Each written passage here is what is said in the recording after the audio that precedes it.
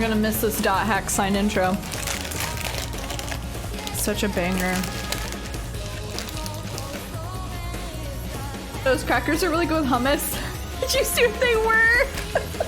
They are good crackers. I don't have hummus though.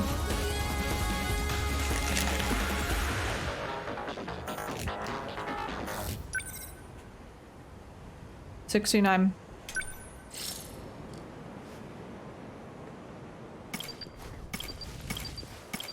Did we clear everyone? We cleared Tommy's? I guess we did, huh? I don't really remember that. Thank you for sharing your experience of this game with us, Lee Love. Oh, thanks for experiencing it with me. Really appreciate it. It's been so fun. This is one of my favorite games that I've streamed. Like, the added experience of streaming it has been so fun. Thank you for the 6 months.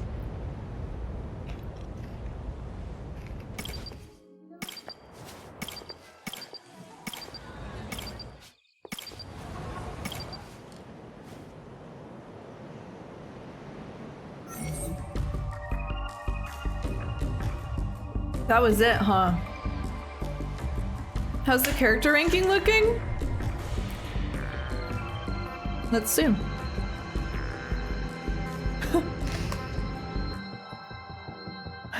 Juro Izumi #1, Juro Karabe last. Not technically though. Last of my favorites. Yeah. Juro Izumi, A, Ninji, Shu, Ida. That's... I feel very confident in that ranking. After that, it gets a little muddy. It's hard to place them exactly. But that feels pretty... Actually, hold on.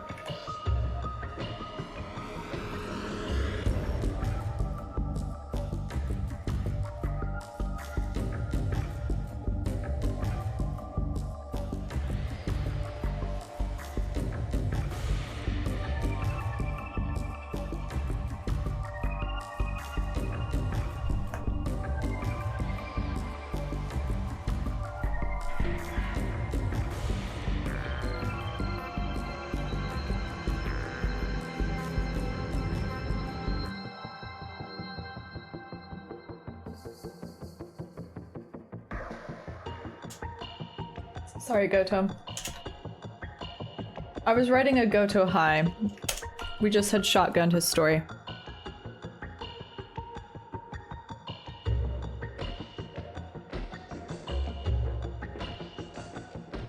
Yeah. Oh my god. I almost spilled all my crackers. But let this be known, I still like Goto. He's on the list, which is huge. That's huge for him.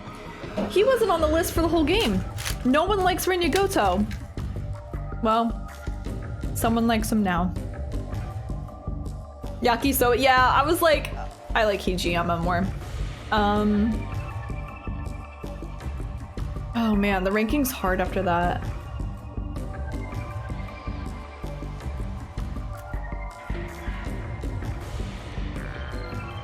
Ryoko and Keitaro are interchangeable, but they're right after the top 5. I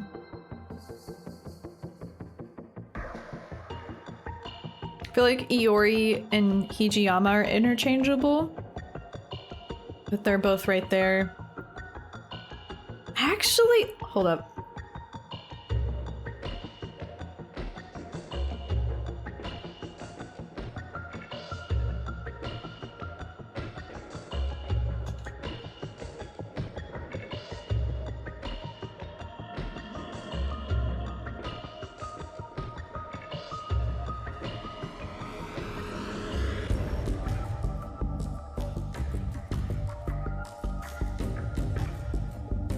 That's tough, but I think it's 9.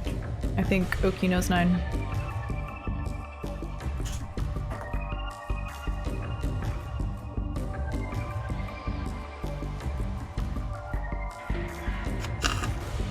Where's Miwako?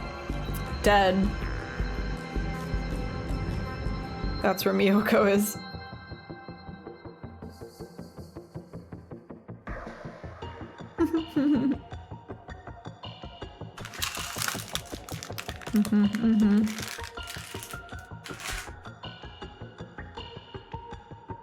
Okino had a wild growth curve for me.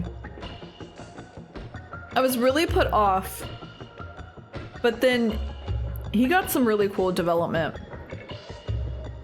Seeing into his past and where his angle was. It's still a little gray, honestly. Like, I know that he's trying to help save people, but man, he was such an enigma for so long.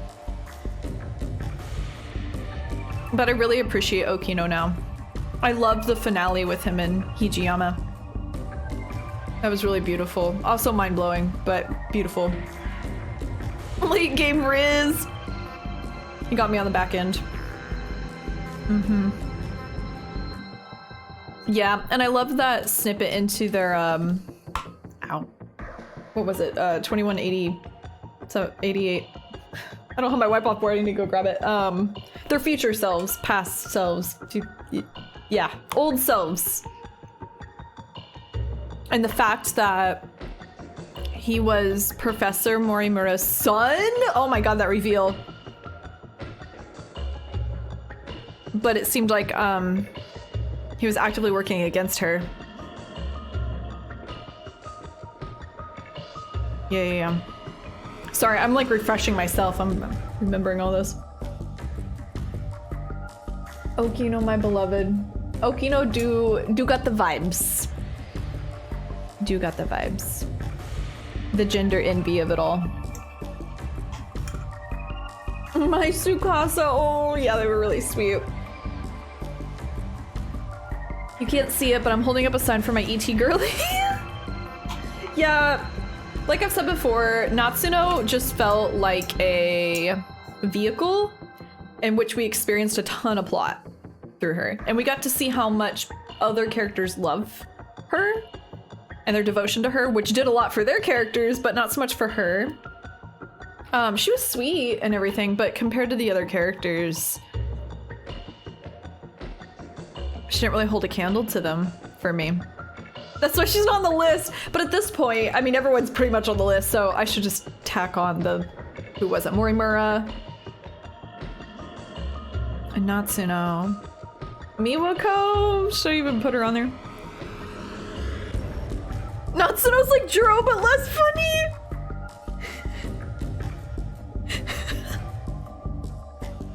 Yeah, you're really onto something there, but damn, that sounds terrible. I think that's a good way to sum it up. Oh, Tamao. Yeah, Tamao also exists. She kind of felt similarly for me.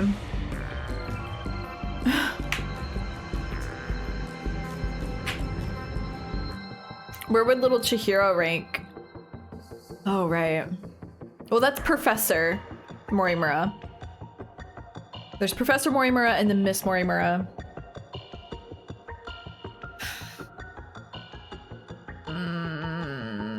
So Miss Morimura loved Juro and was willing to kind of do some Ida-isms to keep him around.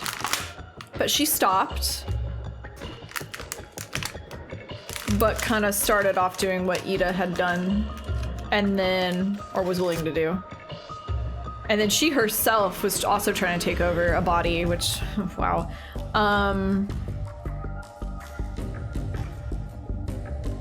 Oh, and then Goto loved her. Right, okay. And then there's Professor Morimura, whose son is, whose son is Okino. And then also started the downfall of the human race. Like she let the virus go or something. Was assassinated by A. All of that. And she's so cold and calculated.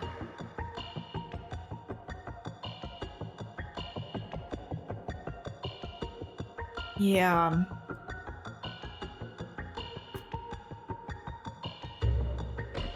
But But she had an interesting development at the end of there. She gave them their one last chance. That's where we left off. Okay, okay. I'm saying all this out loud in part to remind myself. We should just look at the logs and stuff. The truths.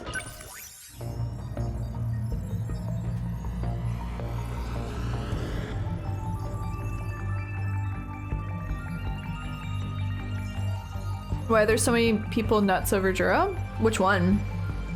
Juro Izumi, I totally get. He's the best character, like by far for me. Kurabe feels like Natsuno kind of, but he's funny, so he gets a mention. I get sweaty. My grandma? My grandma? That poor kid. He needs a lot of therapy. To be fair, they all do, but you know.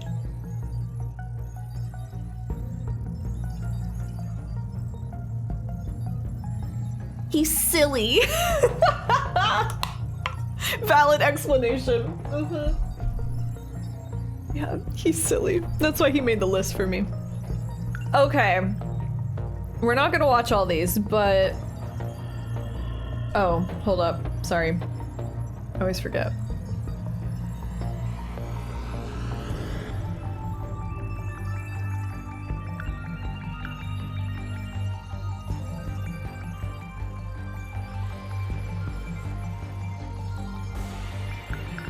How many? Oh, it starts. Okay. I don't know where to start. I'm so overwhelmed.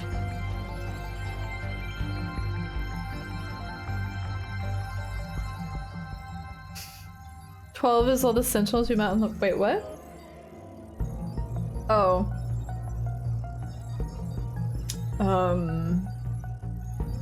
I feel so lazy right now. Just imagine 12. Okay, so it all starts with a transmission between Keitaro Mira and Natsuno Minami. Just as construction of the new colony nears completion, the ethics committee throws a wrench in the plan. Unfazed, Mira shares his interest in the Pacific War, and the two of them look forward to the next time they'll be able to see each other in person. It's the very first one. He was an architect, and Kurabe, was a professor, but also his client? Leading authority on AI, who served as Professor Morimura's former teacher. They plan to recreate Tamao's Kurabe's residence in the 20th century based on nothing but her memories and old photographs. Okay. A transmission between Keitaro Mira and Chihiro Morimura. Construction of the sectors is nearing completion. The group has decided to start over from before the nanomachine war, but could not agree on which era would make the best starting point. To resolve this dilemma, they created 5 wards covering multiple eras at once. Wait. Oh, this was the game changer. This whole episode for Izumi was so good. When Takatoshi Hijiyama learns that Nozomu Yakushiji is infected. Oh, right. They were friends? He locks the door to protect the colony. Major Izumi rushes to the scene, orders Hijiyama to open up. Yep. And he created that promise to protect her. Oh my god. Transmission between Yuki Takamiya and Chihiro Morimura. With the adjustments to the probes complete and the DNA data of the 15 safely transported, the two of them entrust their hopes to their own clones. While gathering the genetic data, certain someone's identity was revealed. I don't remember this at all. Get your notebooks out. At this point, I'm just like trying to fill in some blanks. Professor Takamiya, how are the projections on those self-replicating probes? The simulations look good. Oh, right. Especially the survey range. We never expected a rate of expansion that high. It was definitely the right call to prioritize its strength as a group over individual units. These probes are pretty much living machines now. They self-replicate using natural resources mined from asteroids in their routing. they'll just keep building up and breaking down. An infinite cycle of self-replication on its way to its target. There's basically zero chance of the tech failing midway through. They'll just keep on going. Probably long after humanity's gone. It kind of just sounds like, I know they're talking about the machines, but kind of sounds like what they've created with because there's no humans left. Like the kids are all. What are they? Are they androids? Are they?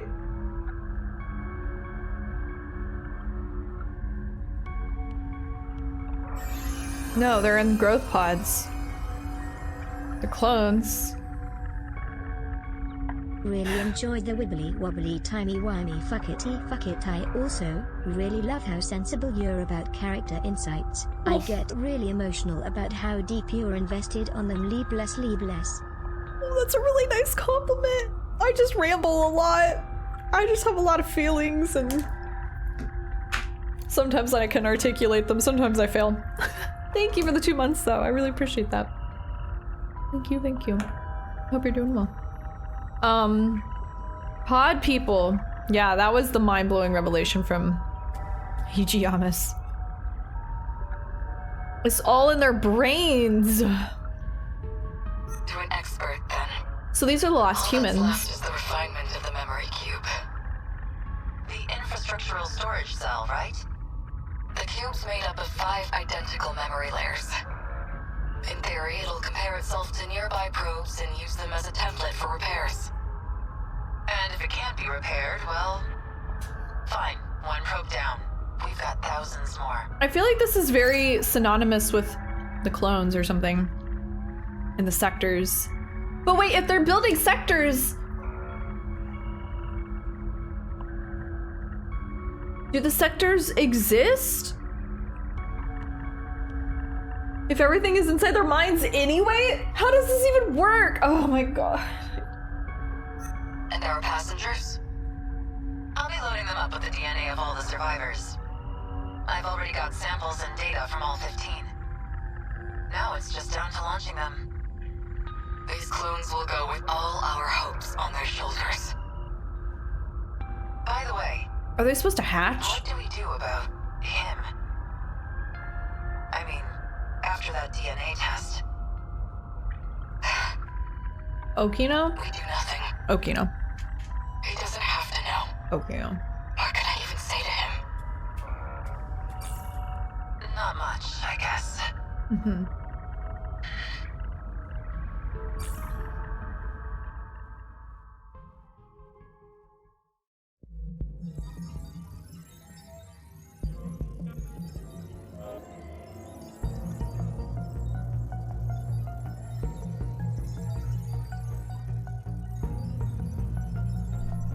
How does this game have so many layers? I have 23. Okay. One thing at a time. Okay.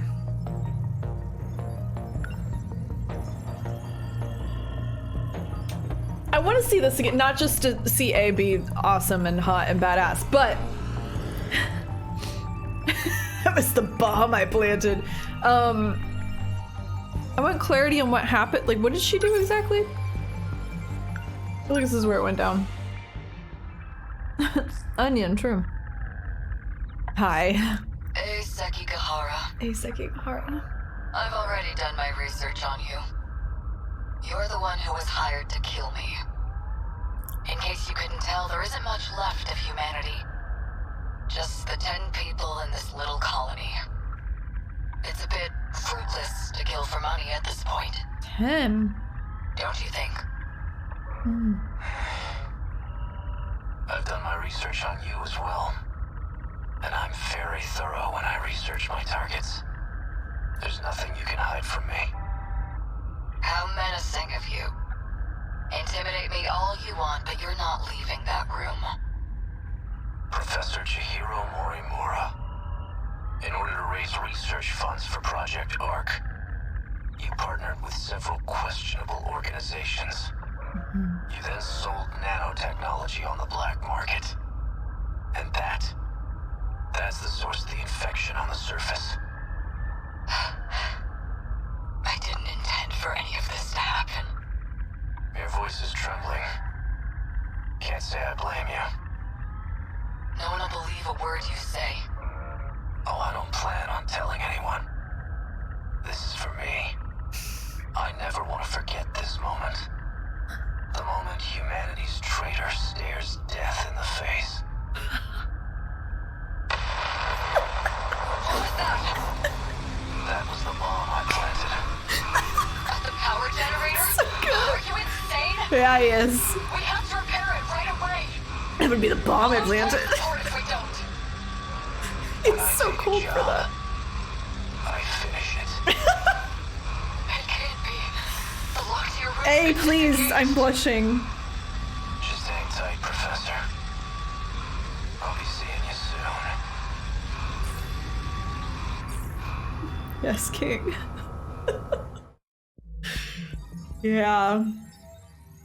I'm not solidified A as number 1 on the list until Jiro Izumi, of course. Boom, baby. Anime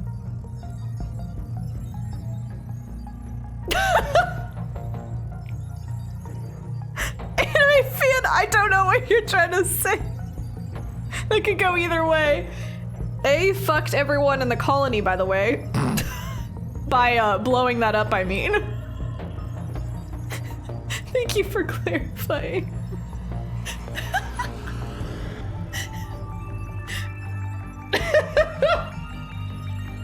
Good for him. Good for him.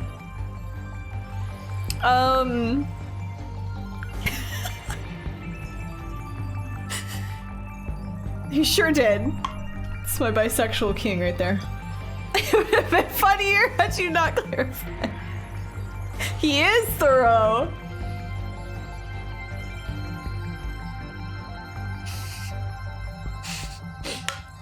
I can't think about it when I'm drinking water. Okay, okay. Transmission log to Goto. Oh, this was Ida! He reports that someone had modified the settings for the final phase, causing Chihiro Morimura's memories to be overwritten. I need to see this again. I don't remember this. Well, you know, as long as they all had fun. He's just a true professional. There's 10 people left in the entire universe. What do you do?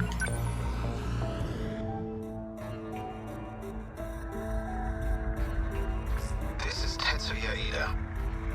Don't know why I'm recording this. Nobody's going to hear it. Wait, what? Still, That's why he's so tired. Not like I have anywhere else to share this. I was in the middle of a routine bug regression test. Wait, the changelogs are not chronological order? Then what order are they? What do you mean? I want to be his shirt. Okay, I'm not gonna lie, that's the first time I've ever seen Ida thirst in this chat. I respect it. Most of the time I see a lot of Ida hate. Are they though? Of course they are.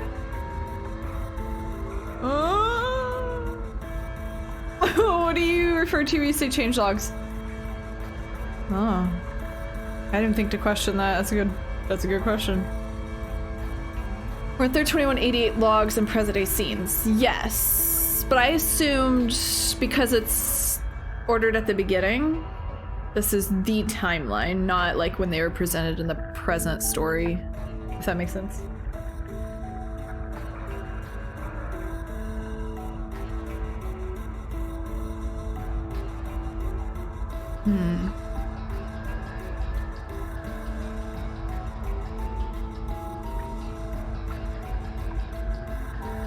But the logs we see in the present may be out of order.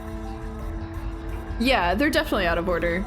I just assumed that they got put into order for this. Is all. Because they're at the very top.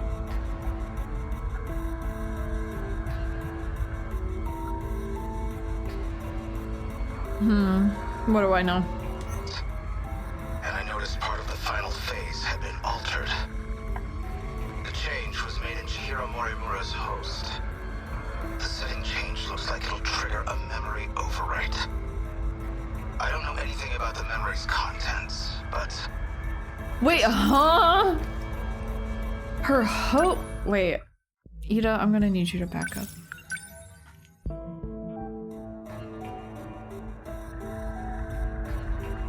This is Tetsuya Ida. Don't know why I'm recording this. Nobody's going to hear it. Still, might as well. Not like I have anywhere else to Like, I'm assuming Chihiro has died by this point, because we just saw her get assassinated. You know what I'm saying? hear this. I was in the middle of a routine bug regression test, and I noticed part of the final phase had been altered. The change was made in Chihiro Morimura's host. The setting change looks like it'll trigger a memory overwrite. I don't know anything about the memory's contents. I don't know what this but is. It says the modifying user was Juro Izumi. Because someone thought it'd be a great idea to give that guy senior admin ID. And at this point, well, what the hell can we do about it? Man, those two have always been beefing. Like, always. In every lifetime, they're beefing. Except for in the current one. They're just two little guys. They have a shoujo romance going. At least now I have proof. You're all hypocrites anyway. He is so funny. Including you, jackass. So who even cares anymore? None of this matters. We're all dead anyway.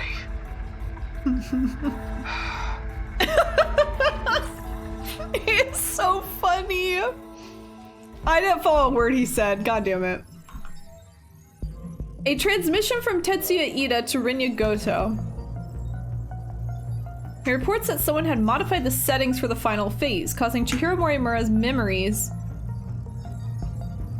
to be overwritten. Oh, wait, that's what happens with the baby Chihiro. Or something. Actually, I don't know. According to the changelog, the one who did this was none other than Juro Izumi.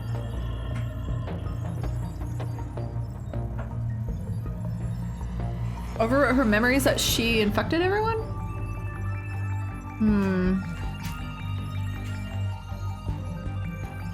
I don't know, this one confuses me.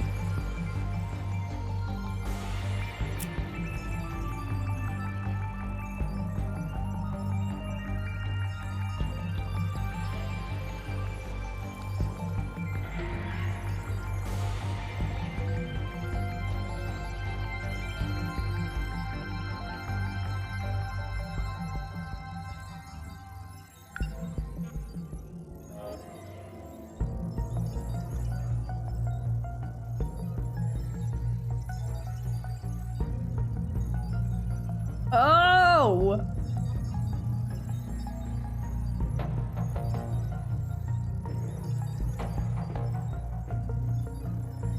Wow, I'm so surprised it was a higher up. Okay. So it was Ogata. Well, his dad.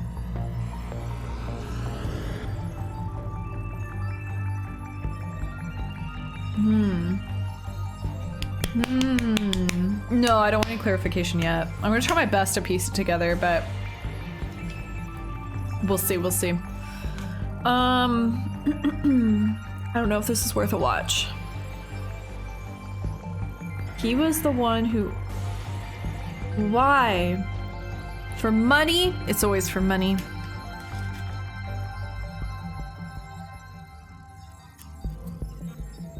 I wonder if it'll say.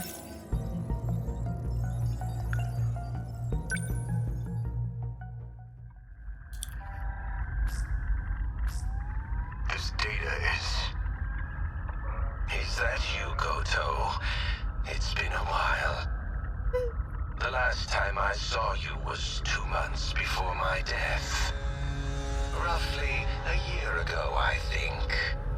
This voice sounds familiar. Chairman Ogata. An AI construct based on Chairman Kengo Ogata. Why would this be in Morimura's files? I see. So this is how she managed to raise all those funds. She must have used this AI to access the Shikishima Chairman's hidden network. Not quite. I'm afraid that was originally my idea. It sounds like Robbie Damon. Professor Morimura was only following my orders. So all of this was by design? Your design? Leaking the prototype nanomachinery to the black market? The catastrophic consequences. You're the one who exploited her. If you blame anyone, blame yourself. We were so close to losing Project Ark entirely. Now we must prioritize the project above all else. I'll finally have my second chance at life.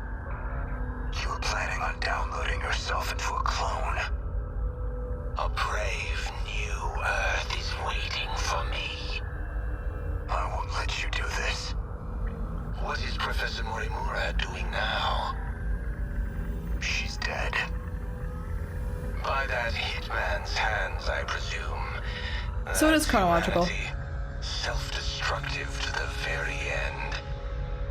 I thought. Only a few survivors left now. I give them 3 days at most.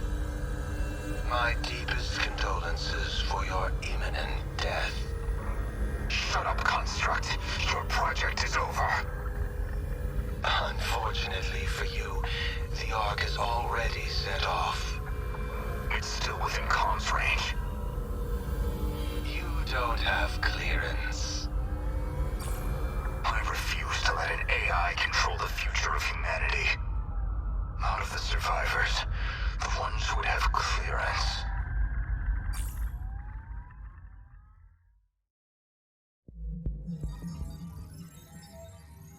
Okay, so he wanted to be reborn again.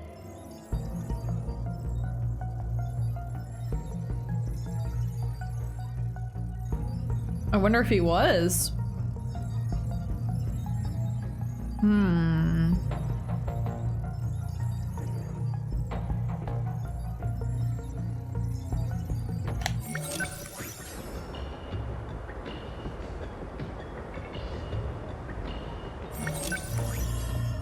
Oh, there we go.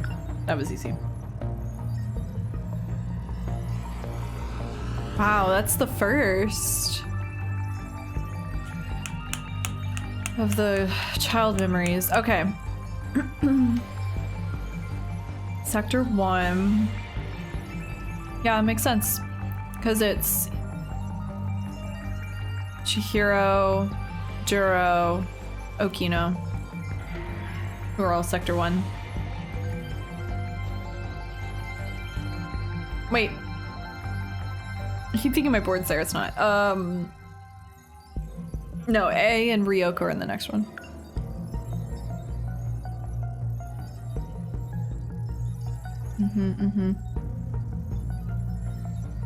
Okino, unable to set a timer on the transmitter, sacrifices himself to allow Juro Izumi and Chihiro Morimura to make it through to Sector 0 without him.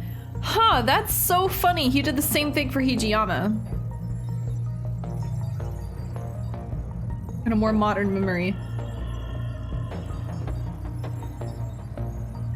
Okino! Why do you keep sacrificing yourself?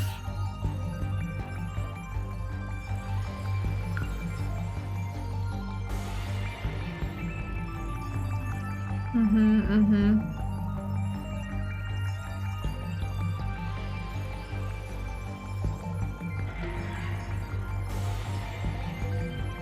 2089.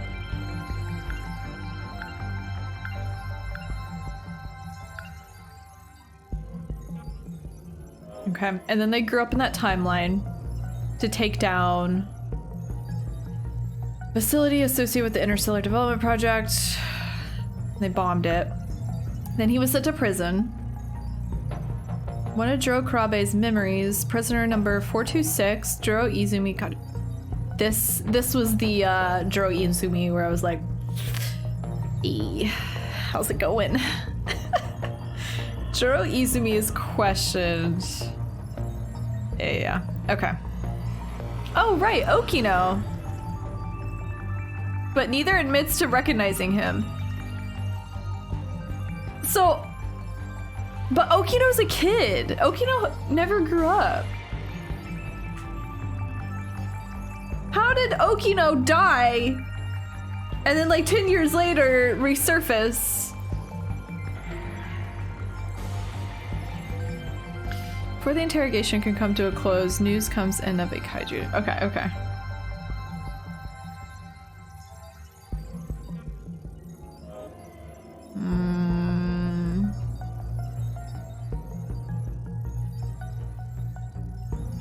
See, there's like, I have a pretty good grasp of things, I think, but there's small questions where I can't tell if this is just something I'm not getting or if I'm actually missing information.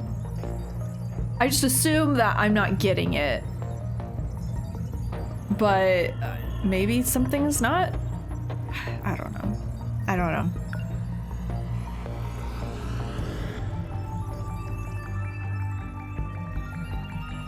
It almost makes me want to just play the rest and go from there because I don't even know what I don't know. Does that make sense? Like, I don't...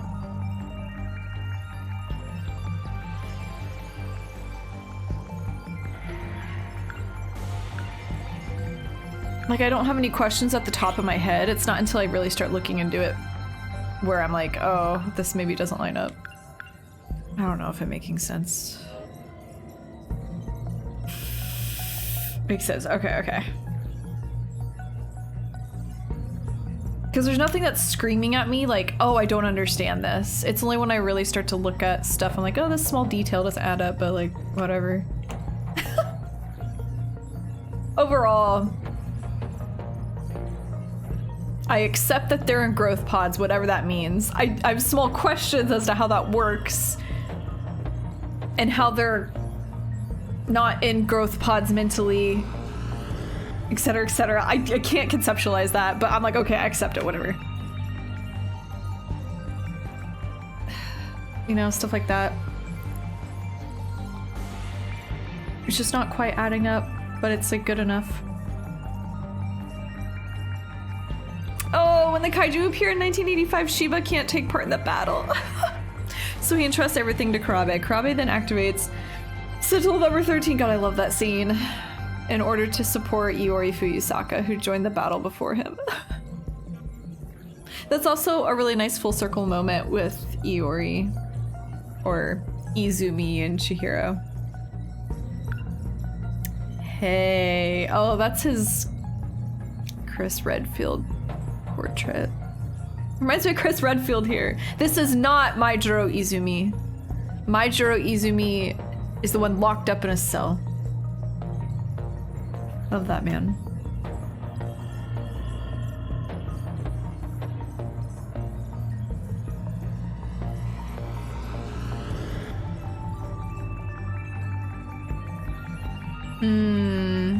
Lots of games require suspension of disbelief. This one also asks for some suspension of understanding. I was worried about that. I was worried that, like, it's never gonna fully answer everything. You just have to kind of accept somehow that works.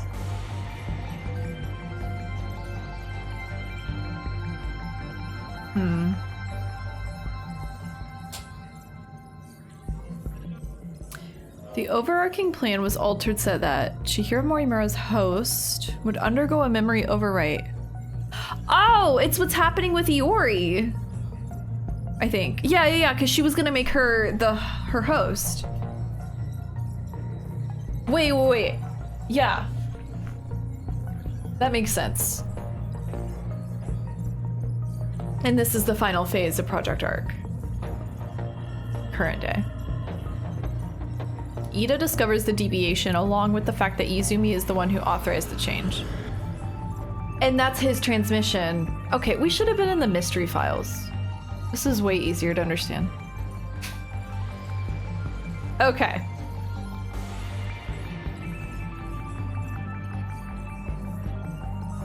Interesting. The Izumi of 2188 shared an intimate relationship with Professor Morimura. Since Morimura died before she could execute the memory transplant, Izumi carries out her plan of transplanting her memories as Professor Morimura into her clone, Chihiro Morimura.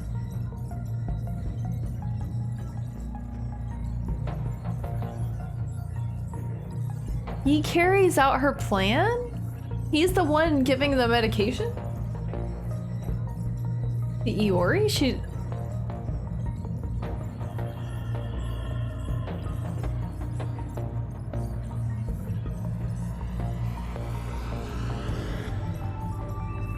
Oh wait! Chihiro Morimura. Not Iori. Okay, so he transplanted the memories...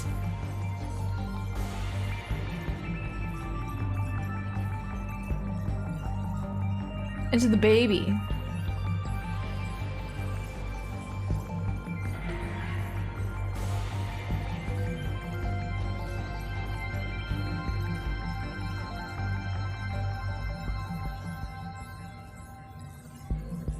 Oh, because he was Tamao! Wait, no, he wasn't.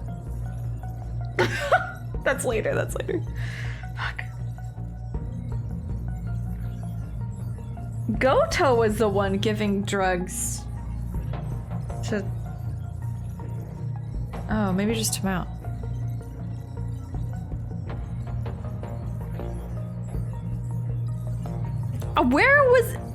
When was Izumi doing this? I don't remember anything about this.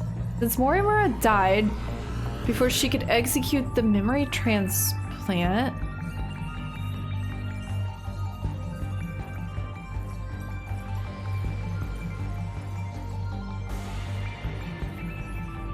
Morimura of 2188, the professor, because A killed her. Izumi carries out her plan of transplanting her memories as Professor Morimura into her clone, the baby.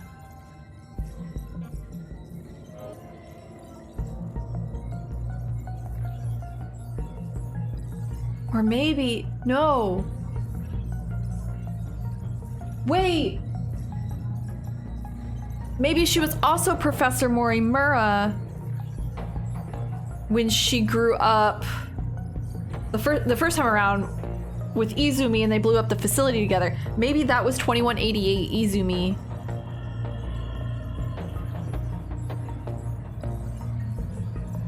Izumi's always been the same. Yeah, he never changed. I think. Oh. No, wait, maybe he did. When he dated Megumi.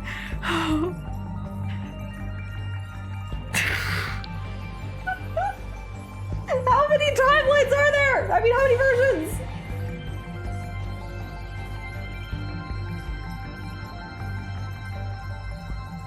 Okay, regardless.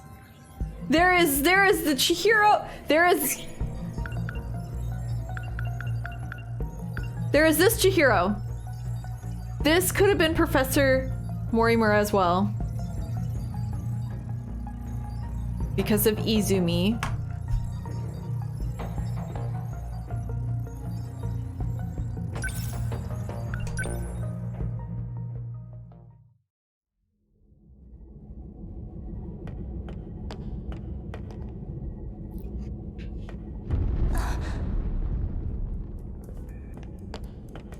Jiro. Oh, thank goodness. I was worried with you all by yourself. If something were to happen to you, Jiro, stop. I'm flattered you feel that way, but I can't think about this. Not now. I don't want to leave you hanging. No, I get it. I don't know what got into me. It seems like, okay, they don't have their memories because they were together in 2188.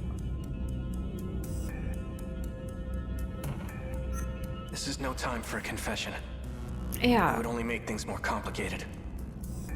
But listen, when this is all Or maybe they have just enough memories, but they don't. I don't. over, I'll talk to you again. Promise.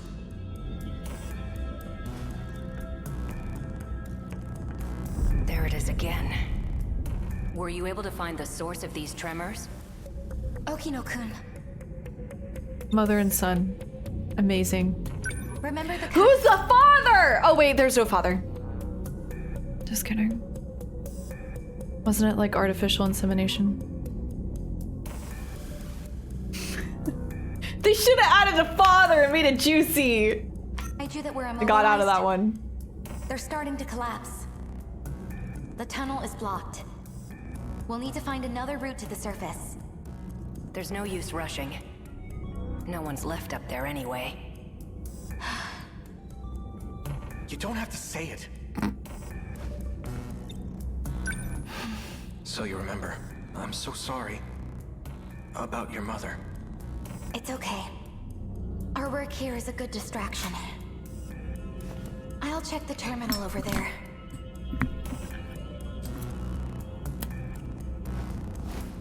These are the first clones. I just don't know if they have the memories.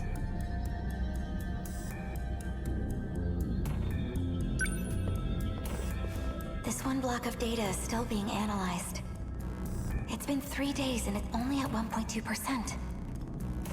That's unusually dense. Still, the system's logical structure, it's not so far off from our own. Was Okino-kun right all along? This could be a relic of an ancient civilization.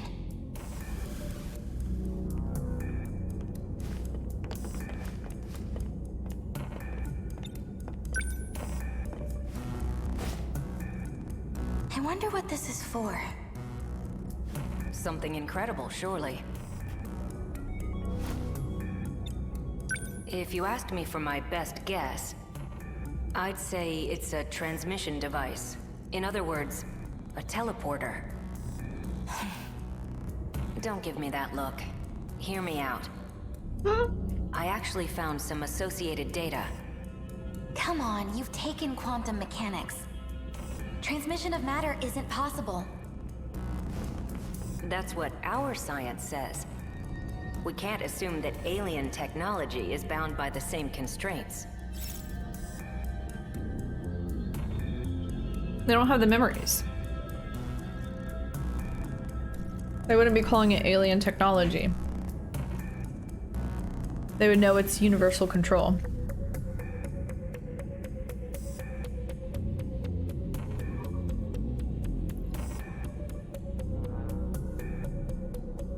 Which means they haven't seen the data logs.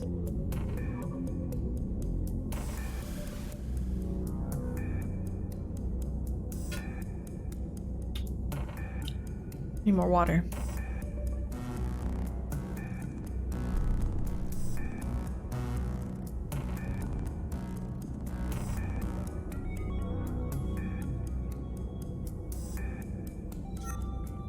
If my theory is correct, we've got an explanation for the disappearances.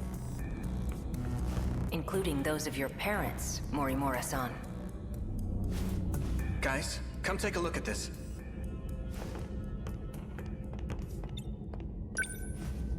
The analysis took some time, but I found this.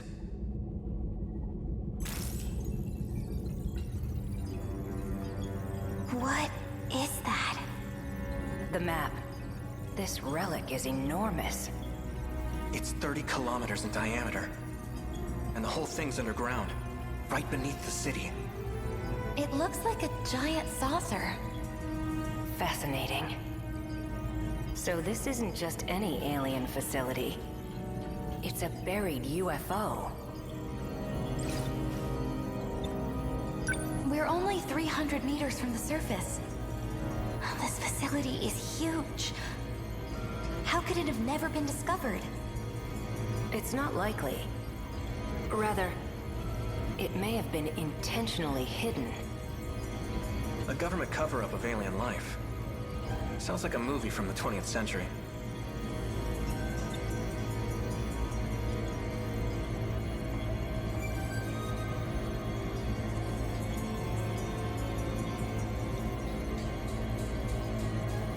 Those monsters on the surface. Are they trying to unearth this UFO? Just what are they after?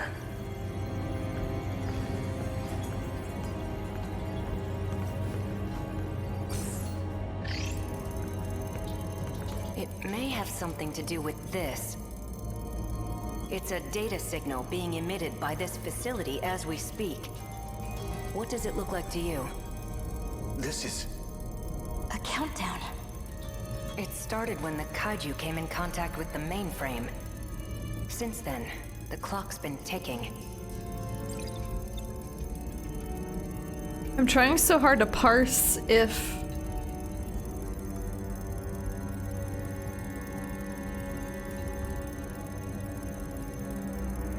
What if you just let the countdown run down? If they do have their memories from 2188, but like since this is the first run through of the clones, they wouldn't know about the Deimos code and all that, because that did come after 21. That's a whole separate thing. Yeah, I'm looking for anything that gives them a way to be, like, to have knowledge of 2188, I guess. We should investigate further. Because it doesn't make sense to me that he's trying to confess feelings to her if that's so, because they were romantically already together in 2188.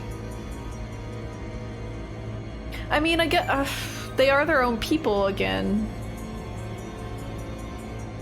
Maybe they have the memories, but they're not totally them. See, I'm getting that mixed up. What makes them totally, completely them, and what makes them different versions of them with their memories? Because we see it demonstrated both ways throughout the story. Baby Chihiro is fully Professor Morimura. So that's what I'm trying to see here. Is she Professor Morimura, or is she a new Morimura with some of Professor Morimura's memories? But she's not fully her, like the version of her as a baby is. Yeah. Well, okay, so since he worded it like a confession, that does indicate that they're their own people, even if they have memories. But then why wouldn't he say something like, yeah, because we have memories of being together? I don't know. I don't know.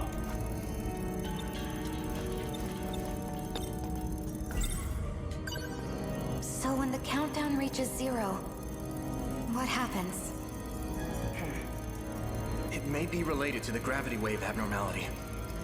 Do you think it might launch? Let's just continue the analysis. There's no time for what ifs. We need to find out what's going on.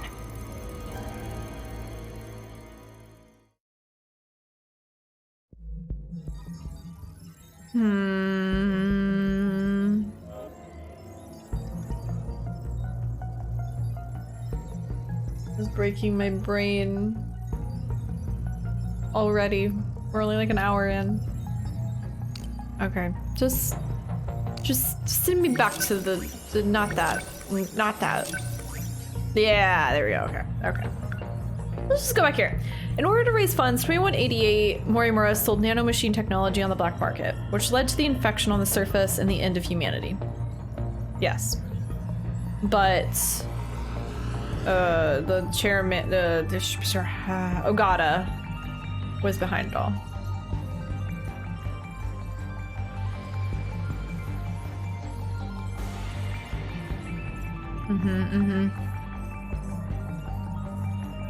Oh, she didn't even birth him.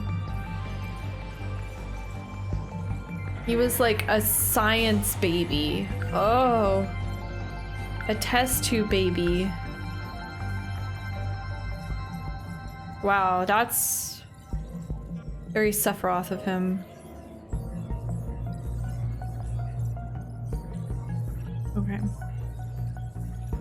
Yeah, I should read this.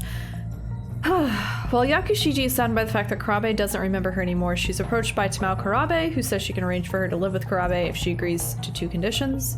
Agreeing to the terms, Yakushiji accepts the rental agreement for the Kurabe house. Unable to handle the crushing weight of remorse and guilt for forcing everyone into battle, Yakushiji shoots herself with a magical gun!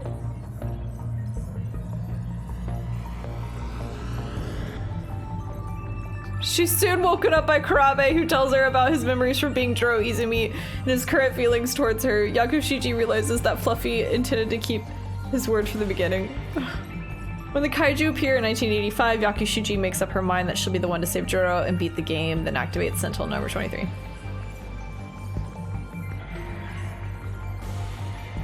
Megumi. Oh.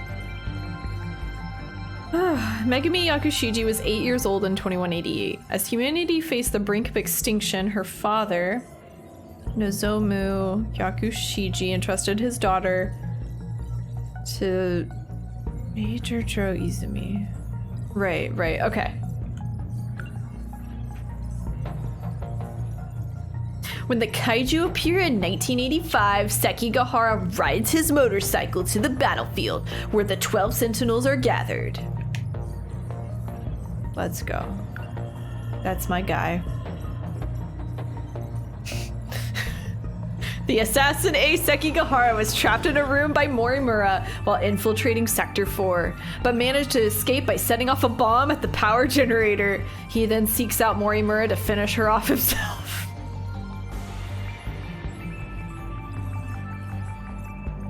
That's my guy. Sector 4. The assassin Ace Sekigahara was trapped in a room. The sectors were built?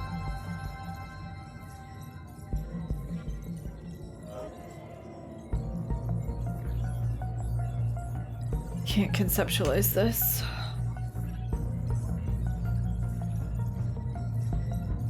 Okay.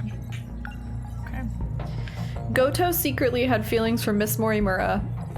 However, after seeing a 2188 communications log between that era's Tetsuya Ida and Goto, he suspects that Morimura's memories were overwritten by 426. Oh, here we go.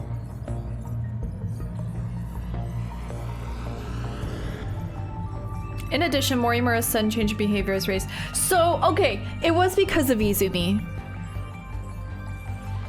that baby Chihiro exists as Professor Morimura. When did he do this?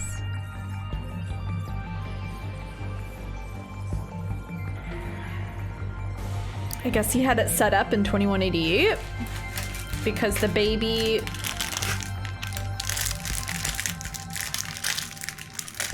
Oh, I just can't keep it straight. Like, I don't know how many versions of each character existed at the same time. How many of them took the time to grow up.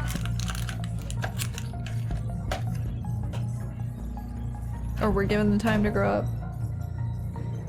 Since each sector exists at the same time as the other sectors, it's not time travel. Why is this happening to me, personally?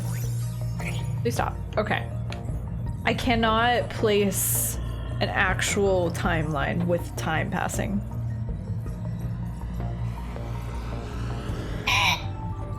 Okay. Oh.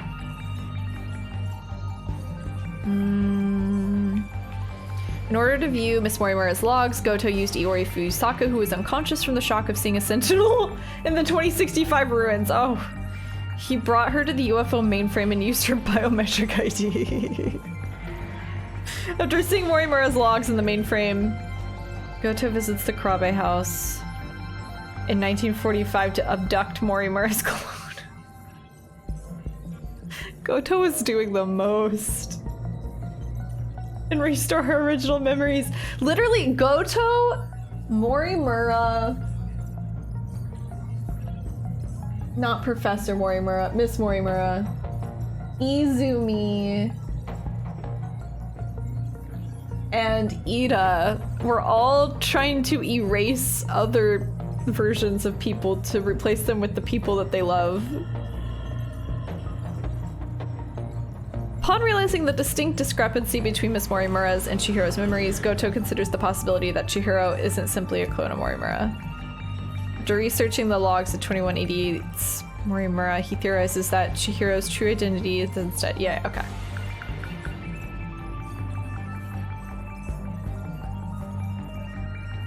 The scar on Mira's—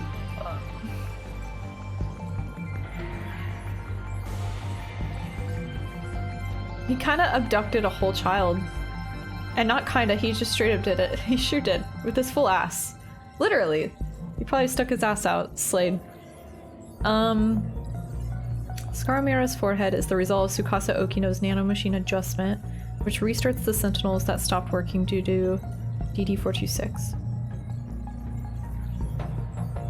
Without losing his mind and suffering the effects of DD-426, Mira managed to endure the pain as the data necessary for starting up the Sentinels was completed.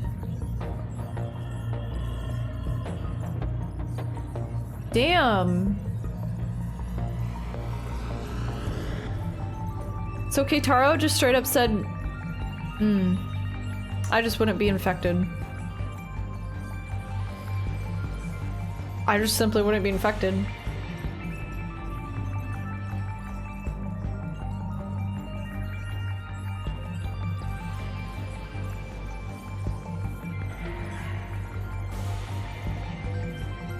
Data necessary for starting up the Sentinels. Okay.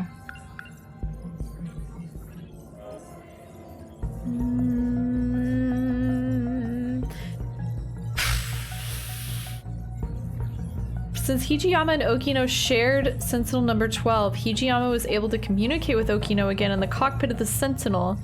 Okino then reveals to Hijiyama that the world they are in is a simulated space, and the cockpit is actually the real world. Why?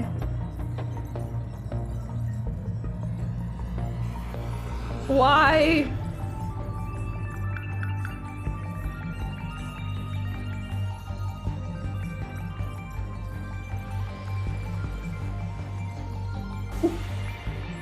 At an energy dispute over Project Arc, Ogata revealed he'd come armed, which resulted in a shootout.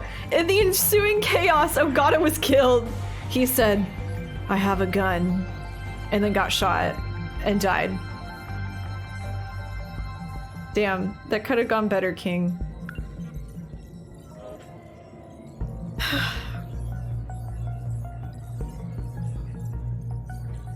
What does this mean? What does this mean?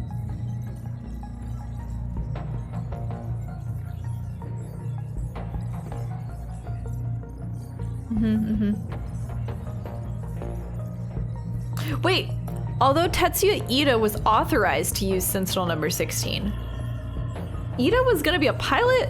Tsukasa Okino was able to help transfer authorization over to Kisaragi, as he is the one who created the Sentinels. So did he like revoke his pilot's license? My brain. Same.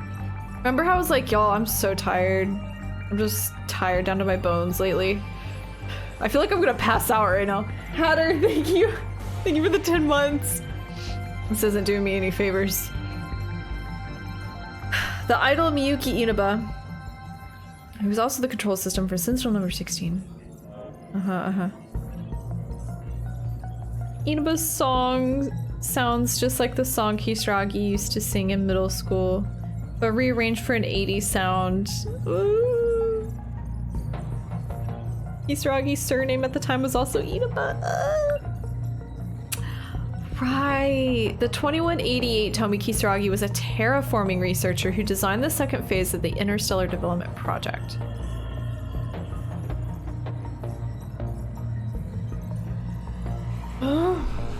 The simulation for the 25th terraforming attempt revealed that it took 1800 years for a Type 57b planet to reach a habitable state for humanity. Furthermore, at Professor Morimura's suggestion, the command ship was updated to monitor the final phase. Surface facilities. The objective was for the command ship to determine whether the final phase needs to be redone.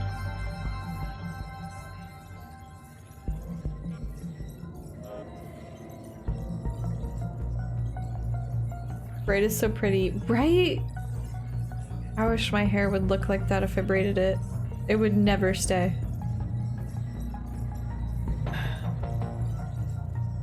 Okay, okay. Ugh, shoot my beloved.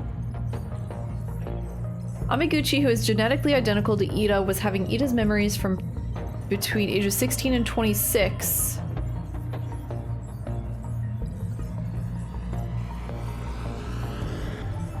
Oh, he's in his 20s when he still has the orange hair before he cuts it all off and like dyes it. He was a mad scientist in his 20s? What have I done with my life? He was in his early to mid 20s and became a mad scientist. I play video games on the internet.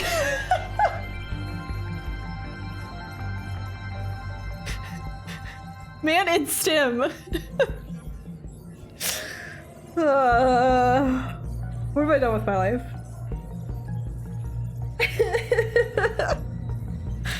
Okay. Transplanted into him by Morimura. Why was she doing that? Why was she trying to keep Ida alive? Moreover, Ida brought the infant Amiguchi to Sector 4 and placed him into the Amiguchi family. When Amiguchi was shot by Megami Yakushiji up on the rooftop, it activated Sentinel number 20.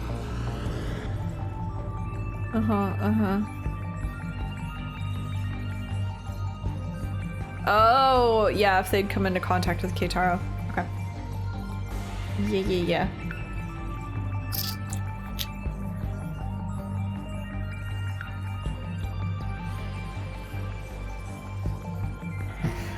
The 2188 Professor Takamiya studies self-replicating probes. The word probe is eliciting images. Ida was pulling for that 30 under 30 listing.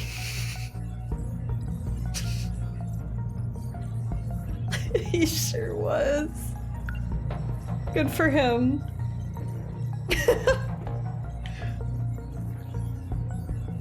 My mom?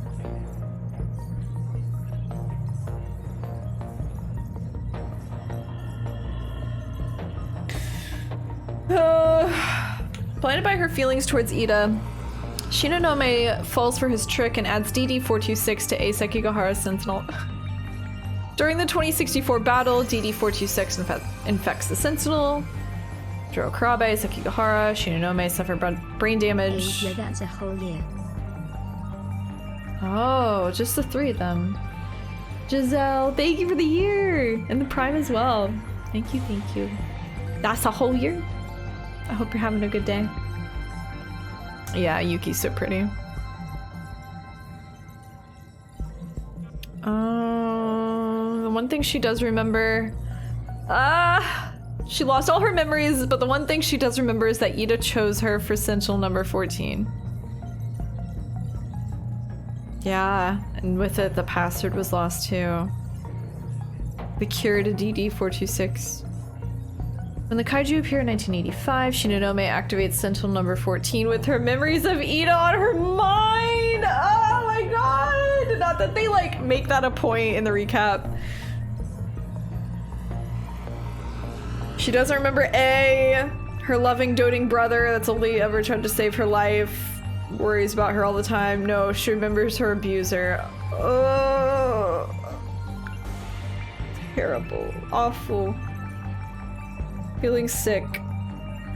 Right, Ryoko, all because of Ida and her broken heart over Ida, she started everything bad. Ever. She just stumbled right into it. In both timelines. In footage from 2188, Ryoko Shinonome is brokenhearted after realizing that Tetsuya Ida has been using her from the he was even using her in the other timeline. Oh. She loses all hope for humanity and alters Project Arc so that the heavy machinery will purge humans from all sectors. She started the decode. Her goal was to trigger a reset every time the project reaches its final process, causing all sectors to fall into a never-ending loop. She really said, wow, I was literally used and abused, and I think everyone should die. Nothing matters anymore. Ryoko!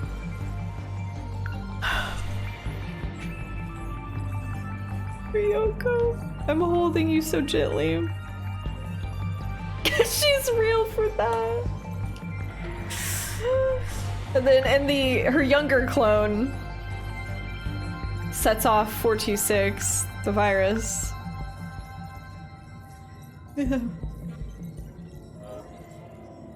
So I wonder if she had never done that, if she didn't alter Project Arc. The project was supposed to reach its final process and then complete. What's the completed process? I also don't know that. They were just supposed to live? In their new world, I guess? In their different zone, their different sectors that they chose? The original them before they were cloned, and then have their memories, I guess, and live on.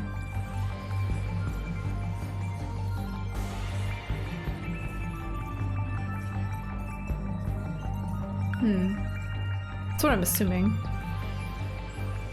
Although he dies, in Universal Control due to an android attack, he's still able to communicate with Hijiyama and Sentinels. So he did die! Oh my... Okino. Okino dies in every timeline. While the Sentinels couldn't be activated due to the effects of DD-426, Okino got them operational again by creating a code that reconstructed the nanomachines to nullify the effects of DD-426. He then applied the code to Mura, Sentinel number 19. Oh, the AI Mura? Which led to the completion of the Sentinel activation data. Furthermore, he made it so... Oh, no, the clone Mura. He made it so that the completed data would spread to the other pilots. Oh my god! Ah! I hate it. I hate everything. Okay, it's fine. Would spread to the other pilots as long as they came out. Okay, that's all because of Okino. Okino, your brain! So he basically concocted... not a vaccine, but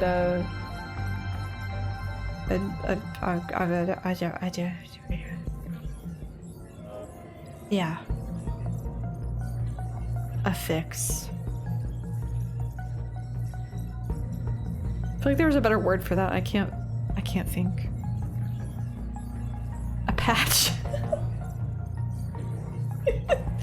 He made an update file.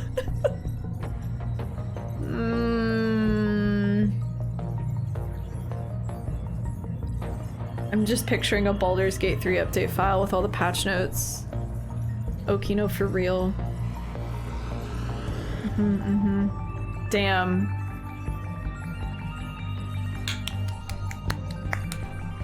I didn't realize that.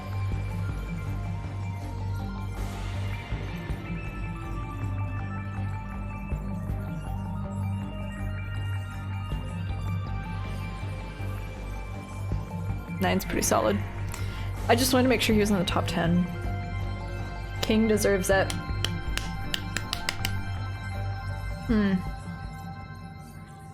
How long did Mira have to stay close to someone for the update to download? Mira has to be in range for the connection to stay stable.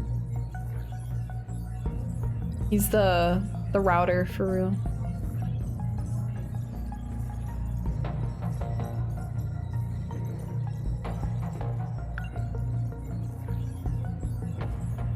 looks so soft. He's so... he looks like a wet cat. Affectionate. 2180 Okino is the genius engineer who created universal control. Oh. I know that.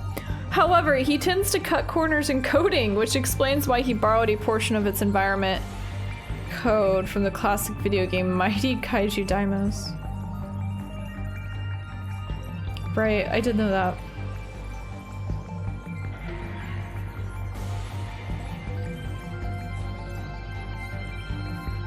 Upon testing the DNA of the 15 individuals for Project Ark, it becomes clear that he is Chihiro Morimura's child.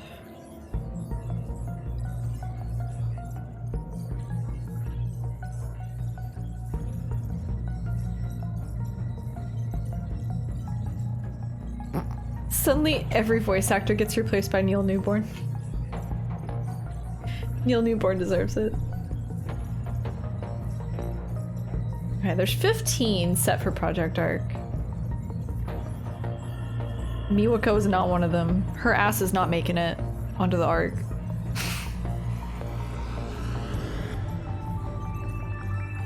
Shot by the man that was dating his mother.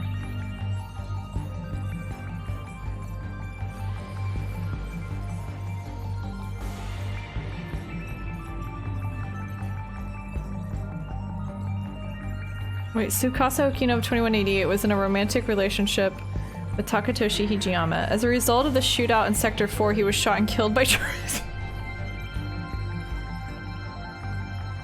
Oh no! I actually didn't know that! Ah! Or if I did, I didn't realize! Oh, that's so fucked. Let's go, Izumi. You're so valid, King. The shootout in Sector 4?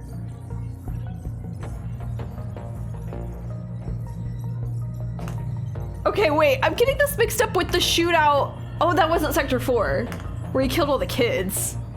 There was another shootout with 2188 people. Izumi, how many people are you killing? In each reincarnation, I feel like in every single one he just does a giant massacre. Wait, that was because Hijiyama brought a gun. Or wait, Ogata. Wait, which one brought a gun and then died? Someone was like, I brought a gun and then got shot. Yeah, okay, it was Ogata. I have a gun on me. Immediately gets shot and dies. Causes a shootout. Incredible. Okino was just a casualty. This makes it sound like it was a stray bullet. Like Izumi was just open firing and just got Okino. Like it doesn't sound like it's premeditated. Oh, jeez. Jiro pulls up like, yeah, well, I'm insane. Honestly, valid explanation. I take it. I accept it. How many breads has he eaten? How many breads have you eaten?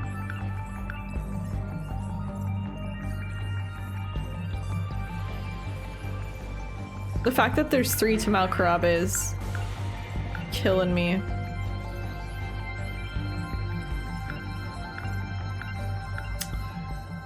Okay. Oh my. Morimura learns from a 2188 log that the 2188 Morimura is responsible for the end of humanity. Fearing that the others will discover this truth, she discreetly deletes the log. She's like, that's so embarrassing for my past self. Moreover, when Morimura links up to the artificial satellite in orbit, she finds out that the stability of the facility, which is responsible for maintaining the worlds, is that Project or Sector 0? Is that its breaking point? She then decides to set Operation Aegis in motion to completely wipe out the kaiju, even if it means stranding them all in a dead world.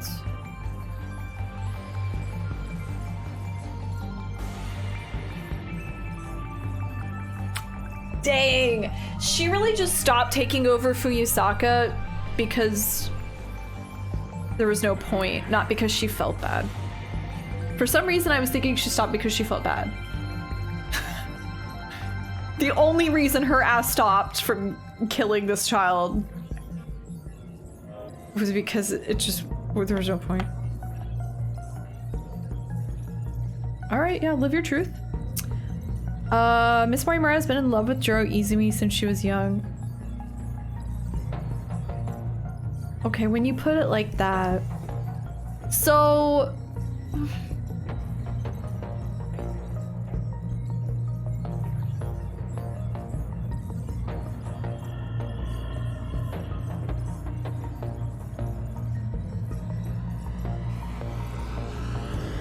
Okay, wait. I think I got it. Miss Morimura, her, is the young Morimura we just were watching in the Universal Control ship. She was just young. And Juro wanted to confess. So that means she is not Professor Morimura. She may have some of her memories or have seen logs. She's seen logs. She doesn't have the memories. That's what it is. I don't know about Izumi though.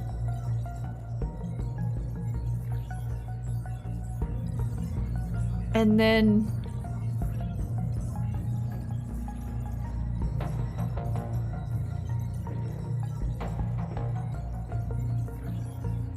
the baby,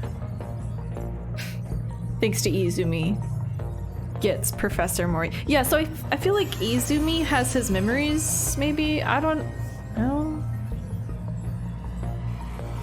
Big thinking time. I don't know. No, I don't think he does. But how did he know?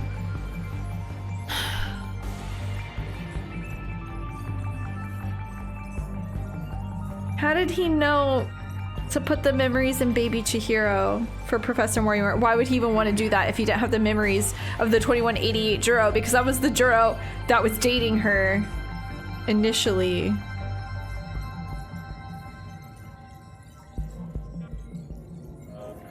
Unless he did it as 2188 Juro before it all went to shit in the shootout.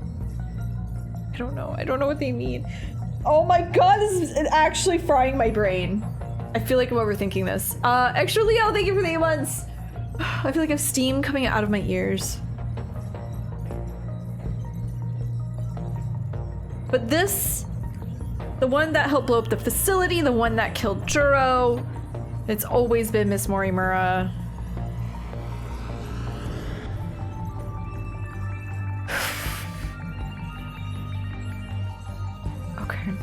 Okay. All right. Okay, let's just get this one. Yeah, this is very important. Okay. She's Chihiro Morimura's clone, created from the compatibility experiment. Upon birth, her original memories were sealed by Morimura, and she lived a normal life as Miura's little sister. However, once Rinya Goto saw Morimura's experiment log from March 2nd, 2100, he abducted her from the Miura house and awakened Morimura's sealed memories. Goto is also the one who prepared her kindergartner outfit. Why is that important to note? Goto most notably slays and picked out her outfit. Because he is a true fashion icon.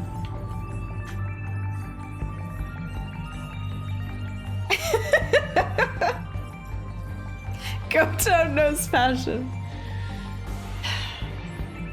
Okay, I gotta reread this. Her original memories were sealed by Morimura. Okay, so Morimura of not 2188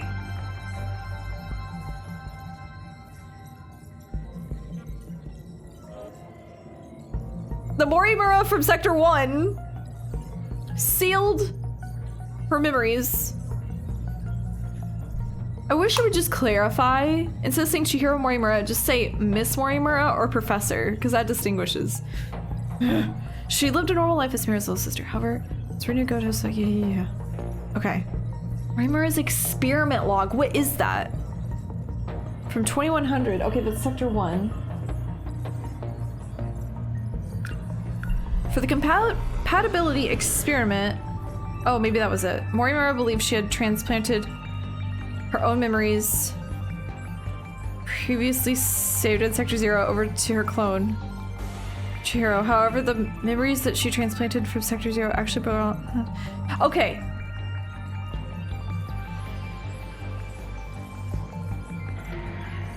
She is responsible for the murder of Miss Morimura.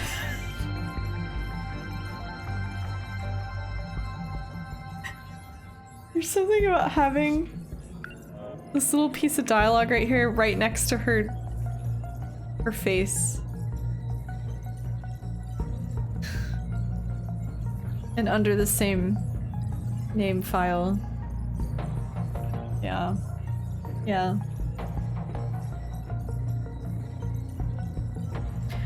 When the 2188 professor, Chihiro Morimura's memories were restored by Chihiro. Oh, Chihiro. She witnesses the destruction caused by the kaiju invasion. And the extent of the situation's deviation from her original plan for Project Arc. Thanks, Ryoko. Chihiro decides that for her plan to succeed, she'll need a fresh start with the new worlds, devoid of all these problems and variables, although they are both Chihiro Morimura and her efforts to enable Operation Aegis were obstacles to the original plan, so Chihiro kills her.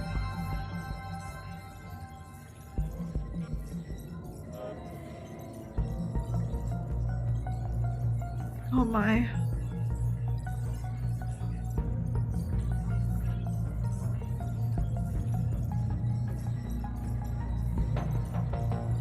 Okay, right.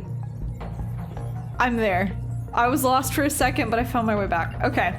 Yeah, that's what I thought. Yeah, alright.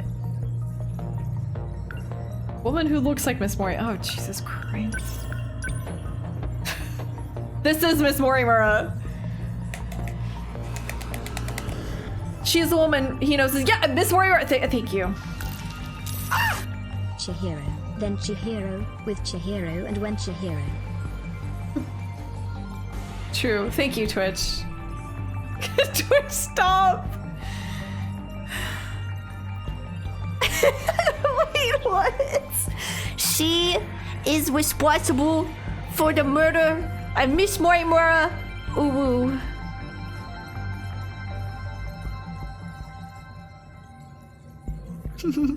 Morimura killed Morimura so that Morimura's plan wouldn't succeed and Morimura's plan would succeed.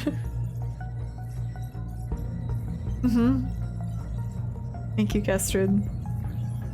Hi, Yuka. It's good to see you. I'm sorry if you were listening to anything that just happened in the past 5 minutes. I've gone around watching the previous Sentinel streams, so I still have no clue what's going on. I don't either, to be fair, and I've been playing this game the whole time, I think.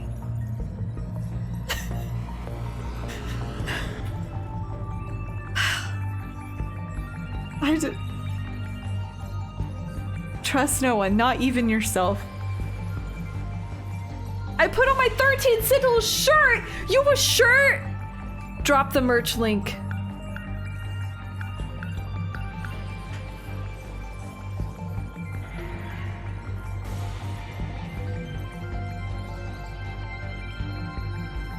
That is so sweet.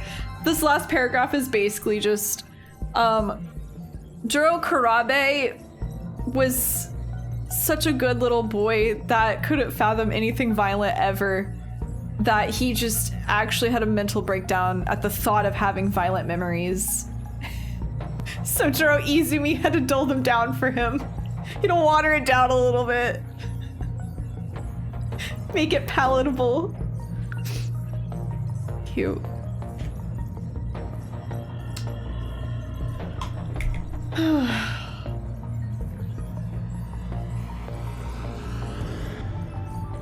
he's so baby. He is.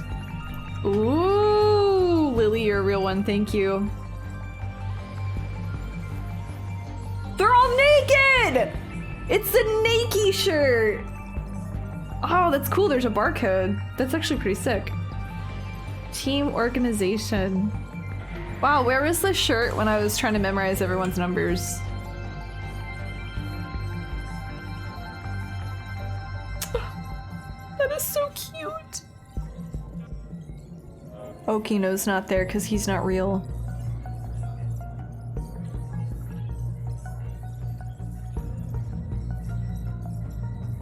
That's actually such a cool shirt.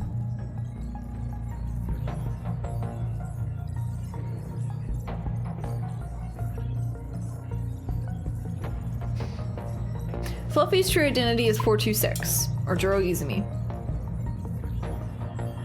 Izumi is everywhere. Love that guy. In order to prevent the kaiju invasion from destroying the world, Fluffy had Yakushiji inject nanomachines into the witches, which unlocked the entire Deimos game system. Although this means that the kaiju will be an even greater threat, it also unlocks the beneficial features that help in fighting off the kaiju. Izumi had those gamer strats. He was ready. He grew up playing Fire Emblem. Wow, I really lost my place there. Okay. This includes obtaining meta chips every time a kaiju is defeated and using meta chips to strengthen the Sentinels. Yeah, I mean, without Izumi, they would have all died. For sure, because nothing would have changed. Izumi's such a real one. God, I love that guy. He's the realest one here. He was a Golden Deer gamer, best route. He knew. But he got started on the GBA. He was an old school Fire Emblem gamer. He knows all the strats.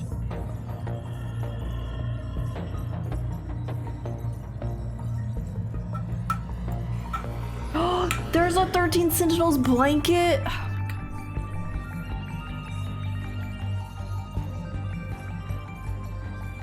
Don't tempt me. Who the hell is Shintaro? That is not a real person. Shintaro? Huh?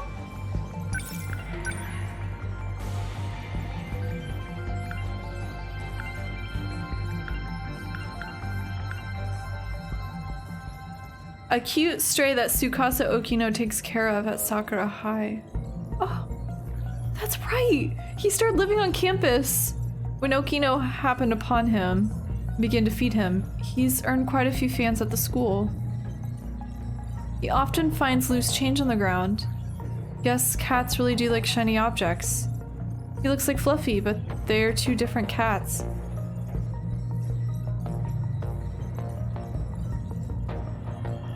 That's evil. Why would they do this? They're literally twins! What are the odds? No.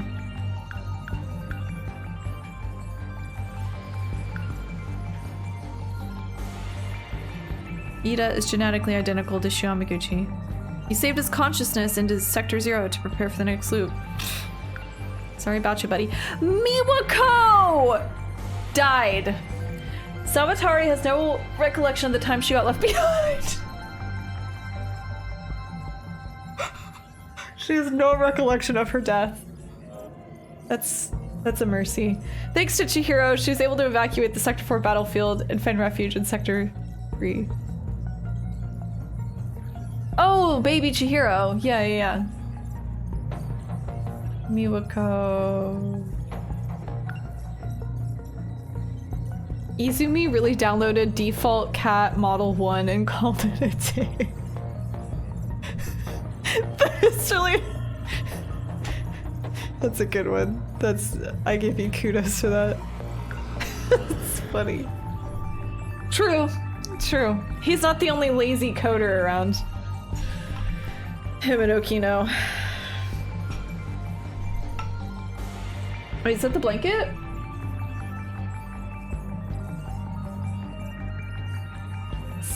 Stop! Oh, that's so sick.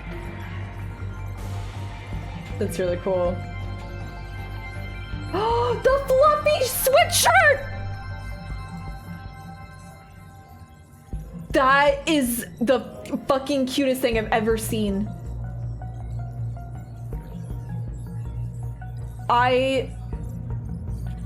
Oh my god. I love it because it's also super minimalistic. So you would only know if you know, otherwise it just looks like a cat sweatshirt, like a cute cat sweatshirt. That's so cool. Oh, I love that. I love when video game merch or anime merch camouflages itself as like ordinary, you know? Like you would only get it if you've seen the thing. Like that's my Gekukon sweatshirt.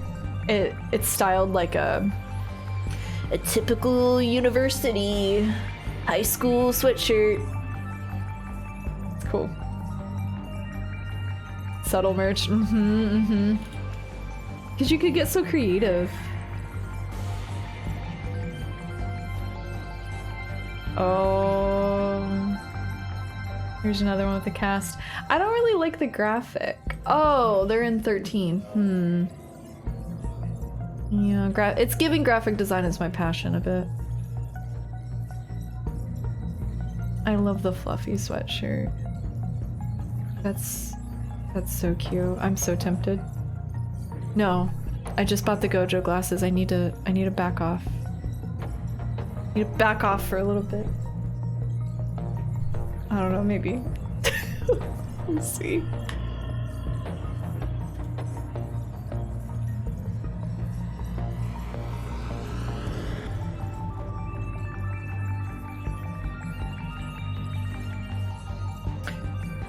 Back when their final line of defense failed one loop ago, Kisaragi and the others tried to shift before the world got reset. Unfortunately, due to an explosion, their data was damaged and couldn't be fully reconstructed, preventing them from making it to the next world. Oh. Was that like Ida and Morimura and Izumi?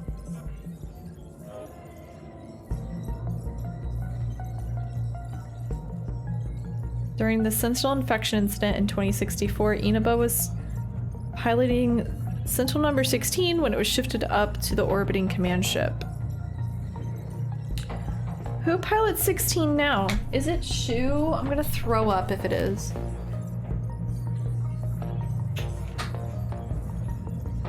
I don't have it written down. I gotta check the shirt.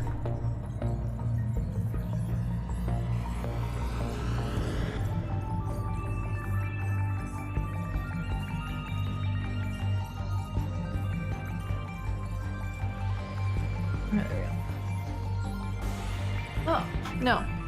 He's number 20. 16 is not being used. Okay.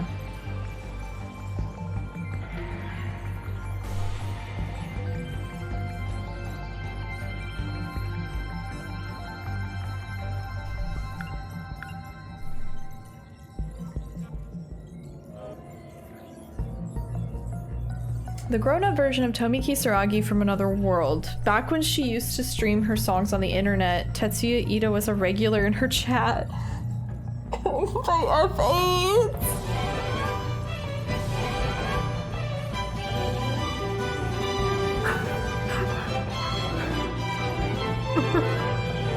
Is that timing? It's getting cold outside. You should probably get a sweatshirt or something. Stop! Maybe one with a nice cat design on it. You are not allowed to do that! Hi, Enigma! I thought of you when I saw the Persona 3 video on the Game Awards. You did? I'm honored. I love that I'm just known as the Persona 3 streamer. That girl that loves Persona 3 a lot. Hold up, I gotta get to Streamlabs. Let me in. Also, hi, Enigma. Sorry, I've been stumbling over my words all day today. There we go. Okay, I'm in. It's good to see you. I hope you're having a good day. Thank you for the resub, by the way. It's very kind. Thank you for the 2 months. Okay. Max! Thank you for the 50. That is so nice. You don't have to do that. It's so nice. I'm getting a cat sweatshirt, I suppose. Thank you, Max. I really, really appreciate that. That was a perfect jump scare. Wording is hard, I know. Well, my brain's operating on like 20% at the moment. First to go is stumbling. Wait, first to go is pronouncing my words. I even said it out loud. I can hear Lee XP right now. I was screaming across the world. You heard me all the way down there, the bottom of the States. I'm honored. Yeah, that was a good trailer too. They revealed so much. I was losing my mind. 2 more months, 2 more months. It is the holidays. I know, I know. I gotta treat myself. Cat sweatshirt, sunglasses, check. What is this, books? Stop! It's so cute! He's on the pockets! Oh, I'm gonna get another cat, name it Fluffy.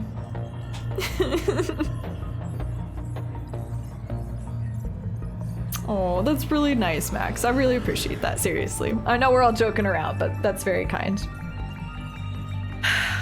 I'll put it towards the sweatshirt. I'll get the fluffy sweatshirt. God, what brain-breaking revelation did we just have? Oh, I didn't have one. Okay.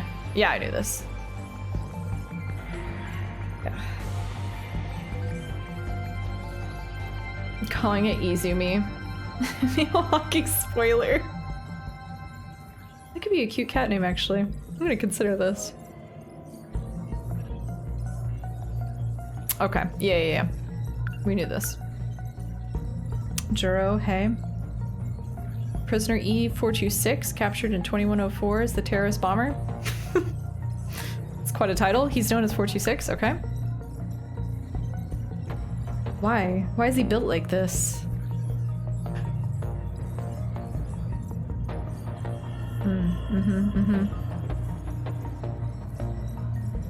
Ida was a tier 3, he sure was. F8, baby. Catboy? Yeah. That checks out. He's a catboy, he's a gamer.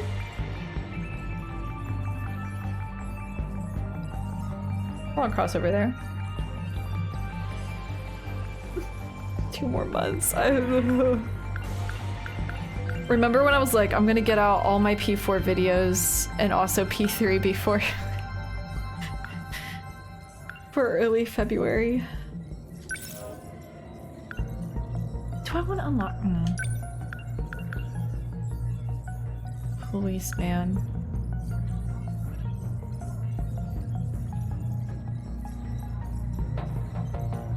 Did he revive himself? That's one of my biggest questions. Where is he? Who is he? Where are you hiding? I'm assuming it failed.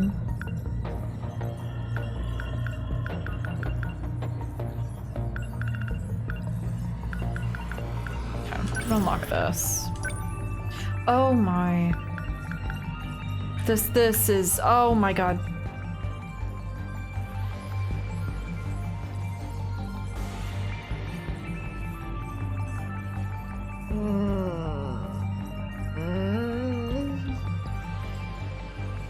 Have I decided if I'm playing Reload on release?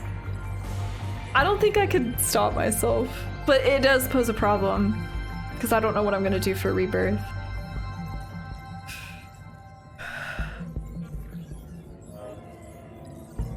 Every time I think of this conundrum, I get more and more tired.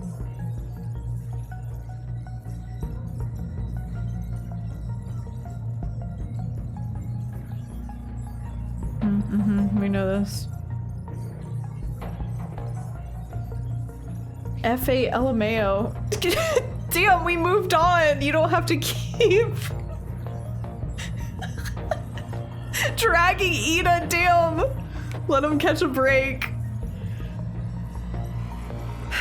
Morimura, when you go to try to get Shino, may remember the password. DD426 was successfully disabled thanks to Okino's nano machine reconstruction. Kitaro Miro's efforts. Let's go. Dream team. The clones of the 15 survivors in the colony are the compatible ones. Okay.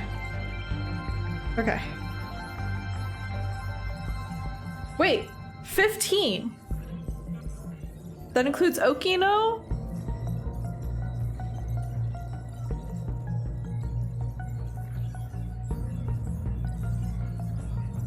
Who else? We have the 13, 14 with Okino, and then...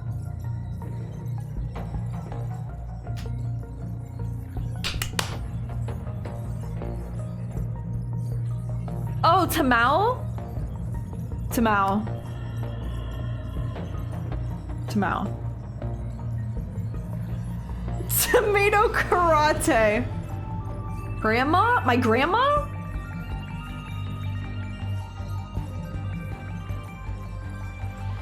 Grandma. Okay.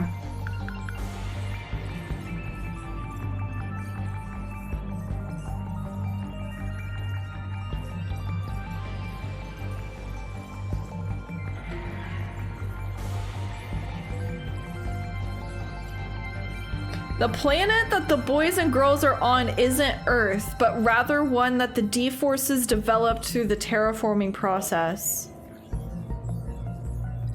Did I know this? I feel like I figured... I don't know. Having it simply put is kind of a probe. Inside the probes are infrastructural storage cells called memory cubes, which allow the probe to compare itself to nearby probes. Please stop using the word probe and use them as a template for repairs. If a probe can't be repaired, then it dies, as a biological organism would, and the others move on. The probes that departed Earth with the DNA data of the 15 individuals surveyed an extremely wide range, replicating themselves infinitely until they found a new planet that humanity could inhabit.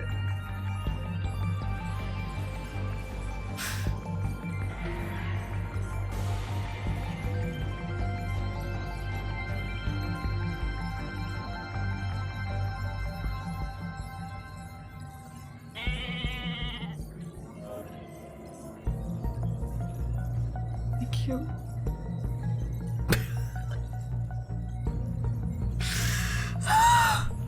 Thank you for the sub to probe. Okay.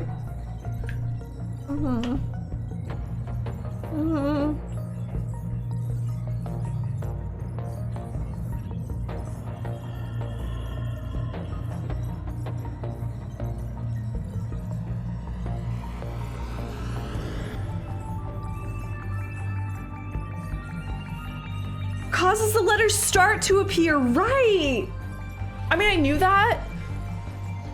That's such a video game thing. That's so cool, considering it's all modeled after a game. That's neat. I never really thought about it. Okay.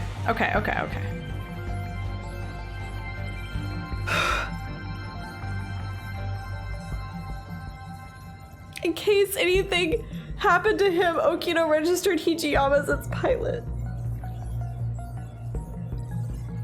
Throwing up.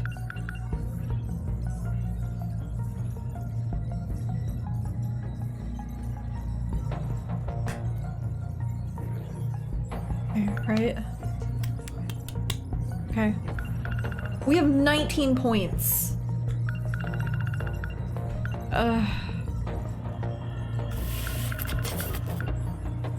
Universal control. Oh. 2 terminals have been analyzed, Sector 1 and Sector 3.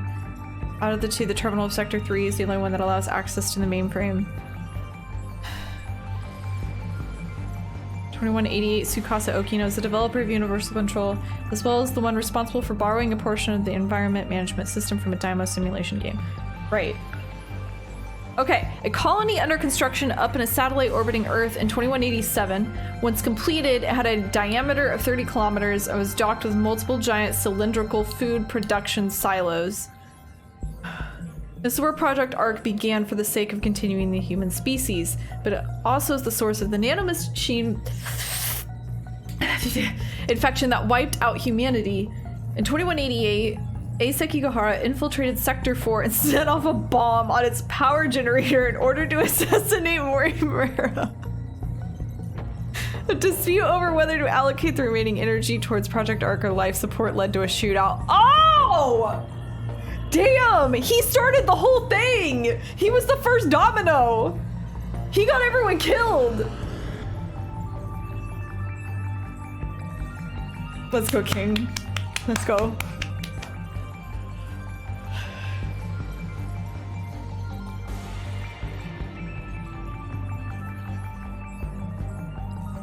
He said humanity. Him and his sister. Oh my god. They both really said fuck it. I don't even care anymore. They're so valid for that. They struggled a lot, okay? They deserve it.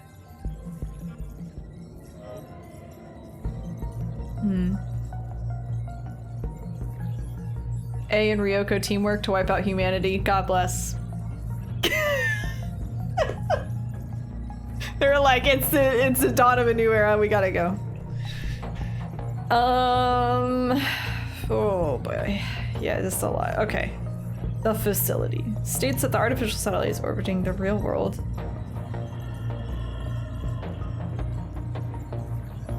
Okay.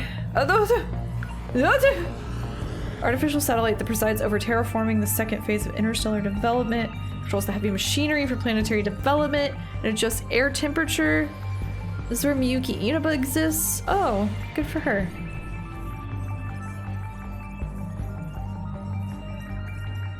Oh, okay.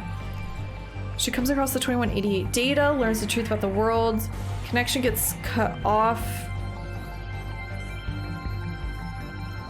Okay.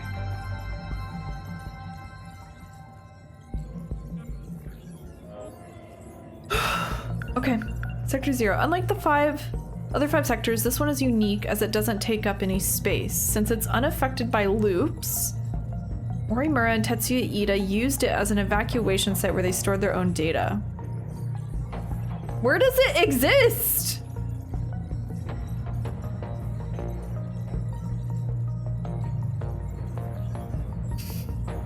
If humans want to exist, they can evolve again. Fuck it.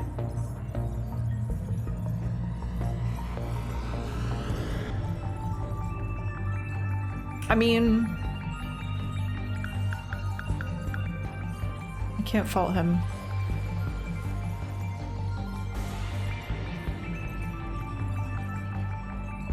A facility that houses the entire world. Its stability is reaching its breaking point. Once Sector 4 gets taken over by Kaiju, the facility will reset, preventing any further loops. If this were to occur, the reset would wipe all data, including any memories stored in Sector 0. The lives that everyone has experienced through time would cease to exist for good.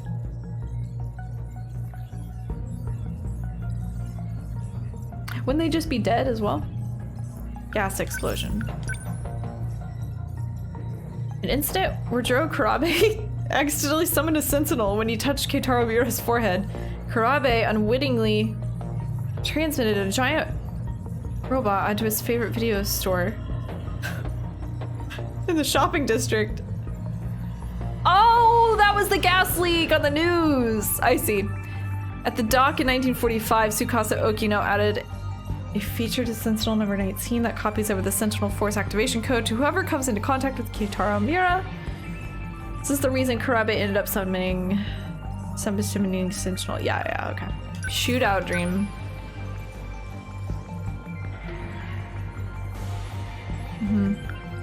Earth building fire. It wasn't actually a fire. It was a beatdown in the bathroom.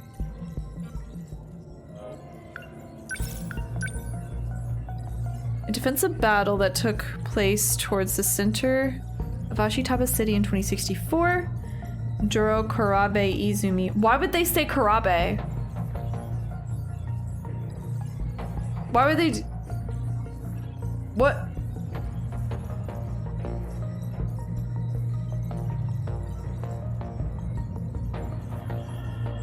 Why would they do that? What?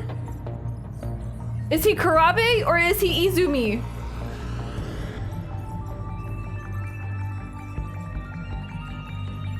Okay.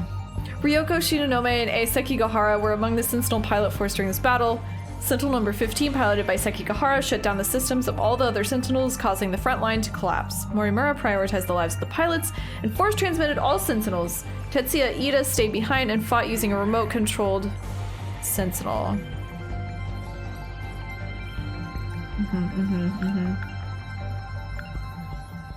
The Kaiju attack in 2025.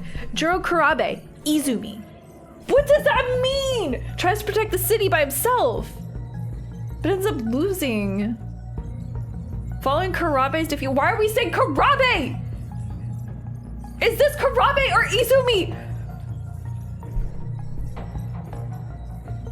This is one of the biggest mysteries, and it could have been clarified, but no. I still don't understand this.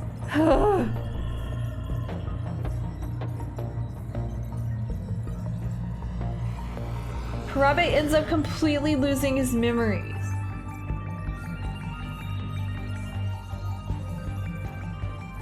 I think he's not the true Juro Izumi. He was already the new clone. But he hadn't been given his new name yet. So they were still calling him Izumi.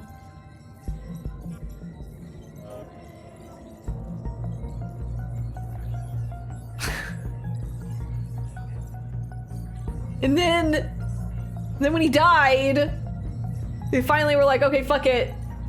Give him this new name and just like completely just make sure he doesn't get any memories. Did he have any memories from Izumi? The real one? I feel like this was a Juro that was an in-between Izumi and Kurabe. He was technically different than the old Izumi. He was becoming Kurabe, I guess. He didn't have that name though. And he loved Megumi. And then he got wiped because he died. And then he got reinstated as Kurabe.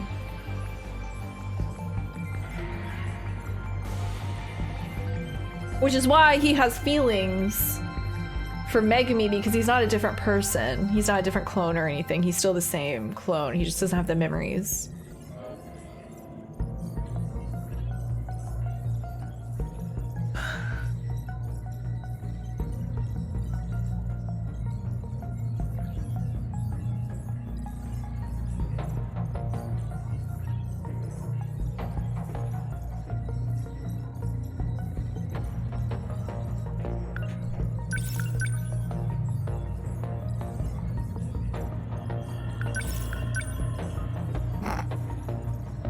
The dream Juro Kurabe sees of him killing everyone. The man called Juro Izumi, who resembles Kurabe, thank you, claims that the nanomachines in their bodies are what's calling the Daimos here. Towards the end of the dream, Izumi gets shot by a woman who looks just like Iori Fuyusaka. During this time, 426 believed that the only way to escape from this eternal loop was to kill all the compatible ones. However, 426 later discovers another escape method that utilizes the mechanics of the Daimon simulation game. He really said, oops, I didn't need to do all that. Sorry? When Keitaro Miura says his friend Takatoshi Hijiyama is once a mess, he was referring to this particular look and attitude. Oh. Oh, in the latter half of the Meiji era, Western culture was considered more acceptable as haikata. The cultural adoption of Western fashions became popular. The term haikata was made popular by Meiji era journalists, derived from the English high collar. Wow! that's cool.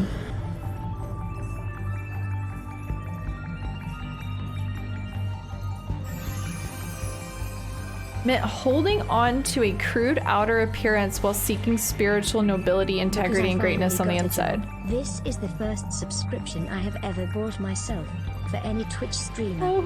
You are absolutely my favorite content creator, hands down, and I am so lucky to have spent the year. Oops. I gotta lengthen that. The year crying over Persona 3 with you and everyone in chat. It's crazy to think I've only been watching you for a year. So glad I started watching your streams. Never stop being yourself and analyzing media with such an open heart. Oh, that's so sweet. Thank you. That's really, really nice. Thank you for wanting to sub and congrats on the job.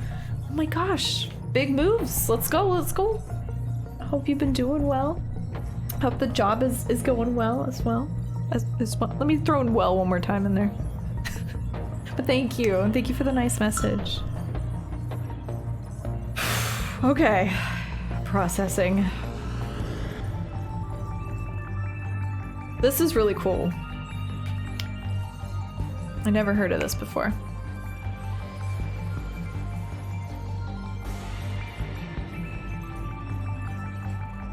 But yeah, the Meiji era was the era of peace that came after Western influence, so that makes sense. Crude outer appearance. I love how that's how they describe Western influence, as a crude outer appearance. Well, yeah. Yeah.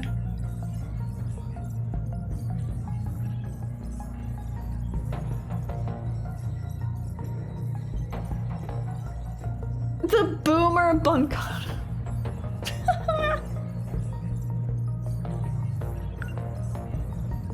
Most important file, yakisoba. Is that the isolationist era? I'm no Japanese history expert or anything. I know just like a very vague amount, but I'm assuming that would not be the isolate. I've never heard it called that, but when they were isolating was before the wars that took place that led to the Meiji era and the eradication of the samurai. So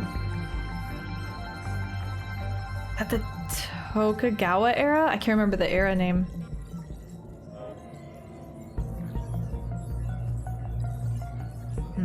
I only know Inuyasha. Inuyasha was way before. That was the Edo era, which is like the era of no government, ungovernable. It was all just like villages, pillaging,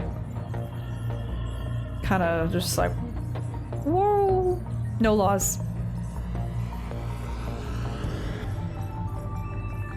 Yeah, it's right after the Civil War, yeah. Yep. And that war was brought on because of that one white guy. What's his name? Generic white guy name.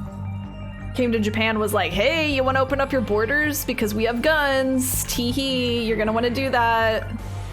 And they were like, oh god, okay, we don't have any of that. Maybe we should do trade. Oh man. Tom Cruise! Yeah, Tom Cruise arrived at Japan and was like, hey!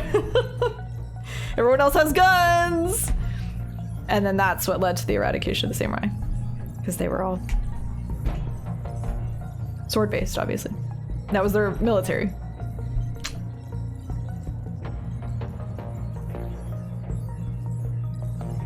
Was he not the last samurai? Wait, is there a movie with Tom Cruise as the last samurai? Why? Tom Cruise is white. Yes?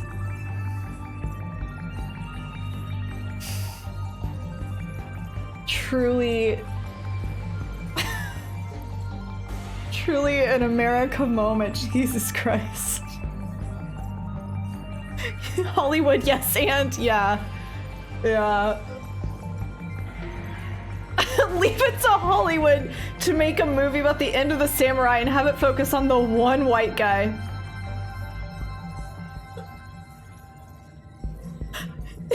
Was Tom Cruise the white guy who came to Japan? Oh wait, he wasn't the white guy.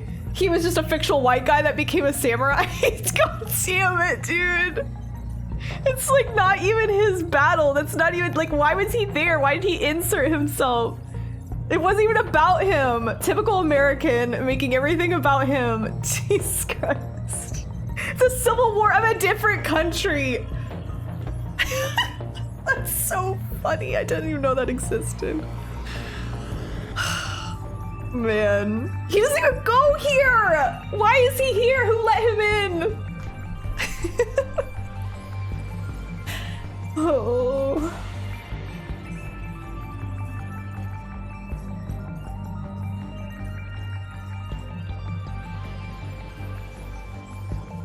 Okay. Not the way the facts are being misconstrued.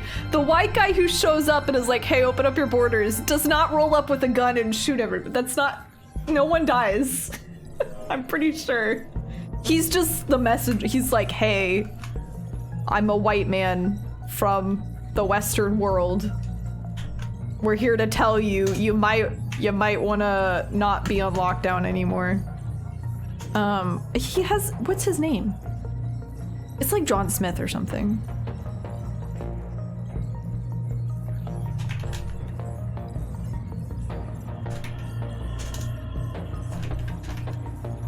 Anyways, I should not be... I'm not a historian by any accounts. This is just the very vague, bare bones that I know.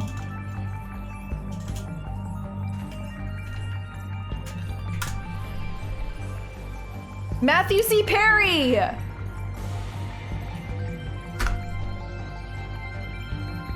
Yeah. This period of isolation would last for over 200 years, but come to an end in 1853 when Commodore Matthew C. Perry would arrive in Japan. Perry was determined to sign a treaty and showed his determination through his very direct and strong actions. Who wrote this? Is this from an American textbook? Probably. He was also very hot and very sexy. Oh yeah, from France! I wasn't even thinking. Yes, Matthew Perry, who would later go on to be the iconic star of Chandler Bing and Friends. Arrived in Japan and told them to open up. I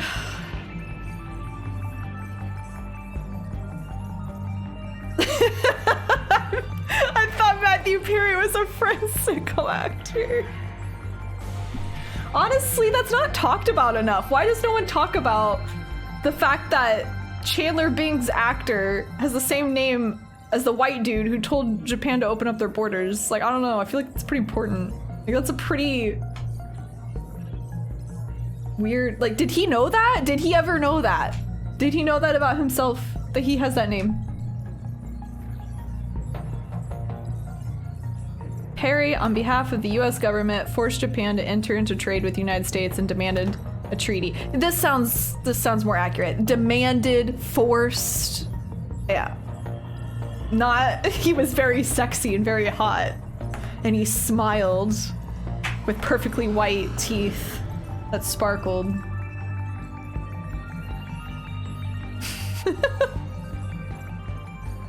He opened fire? Wait, did he really? Someone said that earlier and I thought they were joking. I didn't know that, if so. Did he? Okay, I'm not gonna trust the US Department of State.gov to educate me on this. Hold on.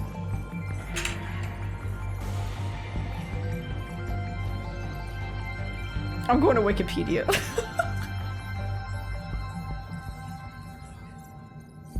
The Perry expedition was a diplomatic and military expedition in two separate voyages. Yeah, the Tokugawa era! Yeah, because he was the shogunate. Okay, okay. I recall some stuff.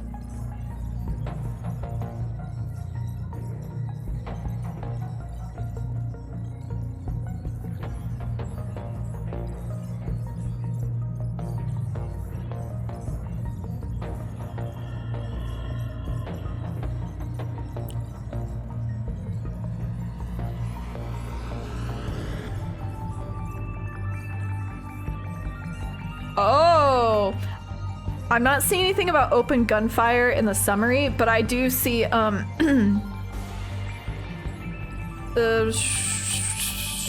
Perry's primary goal was to force an end to Japan's 220-year-old policy of isolation and to open Japanese ports to American trade through the use of gunboat diplomacy if necessary. So I hover over gunboat diplomacy. What is this? Gunboat diplomacy is the pursuit of foreign policy objectives with the aid of conspicuous displays of naval power, implying or constituting a direct threat of warfare, should terms not be agreeable to the superior, and then it cuts off. You get the idea. So he basically said, do you see all these ships that I have?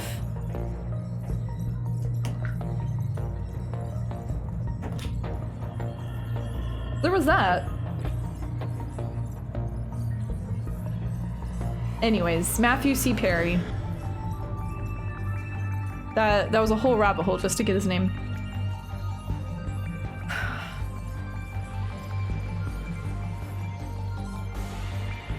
Tom Cruise portrays Nathan Algren? I don't know if I'm pronouncing that right. An American captain of the 7th Cavalry Regiment, whose personal and emotional conflicts bring him into contact with samurai warriors in the wake of the Meiji Restoration in 19th century Japan. The film's plot was inspired by the 1877 Satsuma Rebellion, led by Saigo Takamori, and the westernization of Japan by foreign powers.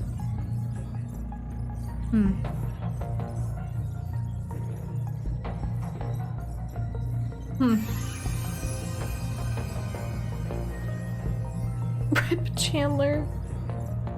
14 you say? Nixie. Hi YMC. Thank you for the 14 months. Thank you, thank you.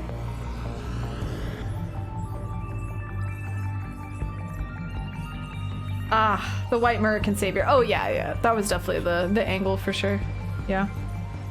The pressure.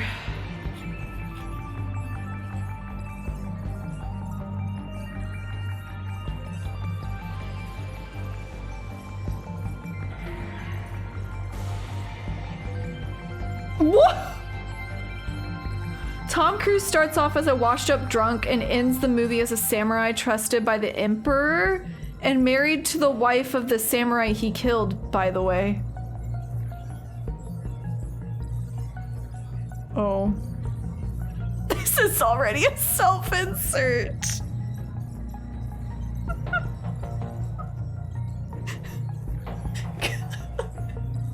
Horrible premise. Terrible. That's the most American thing I've ever heard.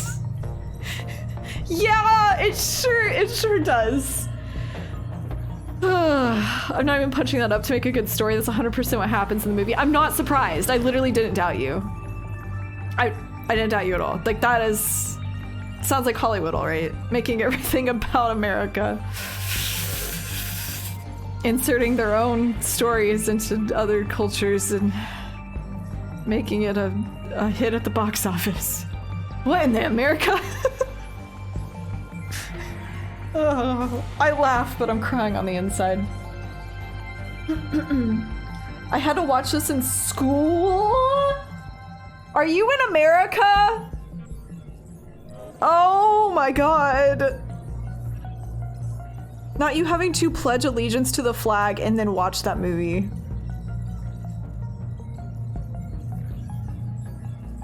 In school. They said this is educational material. I watched it at school too. The horrors, they persist in history class. It just keeps going. I also watched this in school as well. Was this on like a syllabus? I am in America.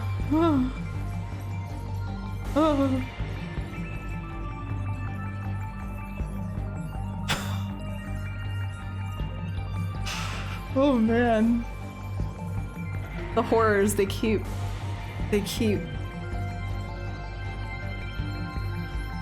Benefits of homeschooling. I've never heard of this movie. My brain is eating itself. Same. It was already on its like last vestiges. I love how Yakisoba Pan has just been here the whole time. But I think that like broke it irreparably. I'm so glad I've never had to pledge allegiance to a flag. That is a good thing. I used to sit down. I wouldn't stand up. I would get in trouble for it too. You would get in trouble by some teachers if you didn't.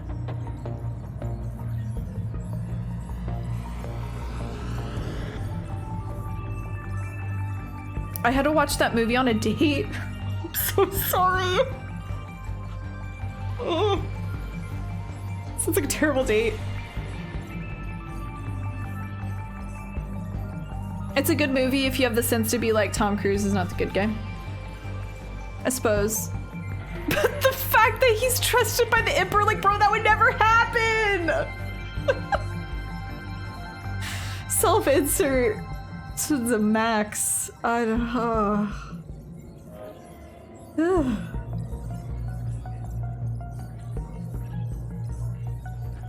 Yeah, they would force us to stand. Some teachers were more strict than others. Some would like look at everyone and make sure that they were saying it. I would keep my ass sat unless I would push it every time and see if I would get in trouble, depending on the teacher. I hated it. I didn't even know why back then. I was just annoyed.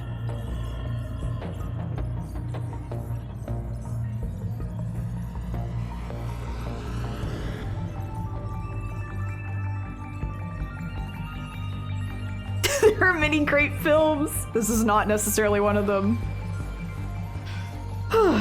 Wow, that was we went places with that. We started off with just like my very vague recollection of Japanese history and ended on Tom Cruise and America inserting themselves into everything.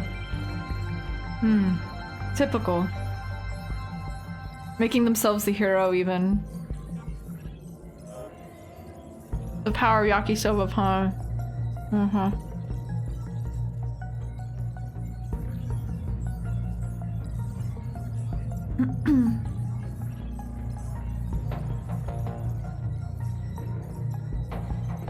There was that other white guy a couple hundred years earlier who was trusted by the shogun, but I'm sure that's also hyperbole by white scholars. I don't know about that, actually. Never heard of that. I wish I just knew more history in general. Like, all over the world. I wish I took more history classes. Well, even then, now I like question everything. I'm like, was it a biased source? Because I'm here in America, but like, where would it not be biased? I don't know. What's not biased? What's, where does it end? Where are the facts? How do you know? Oh God, okay. I'm gonna spiral. Is anything real?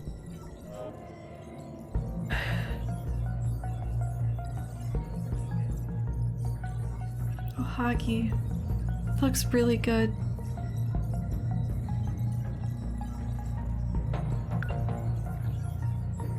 That also looks really good. And Borker. Miura claims that it's the greatest culinary invention in history. When you can't trust anything else in the history books, trust this.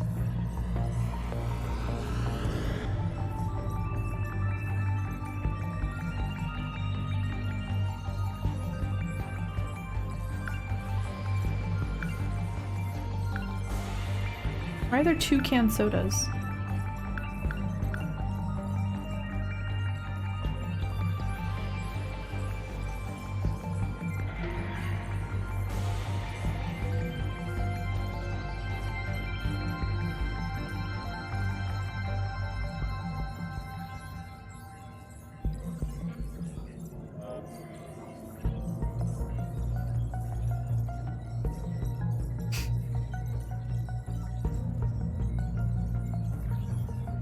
Developed by Vanillaware Ltd.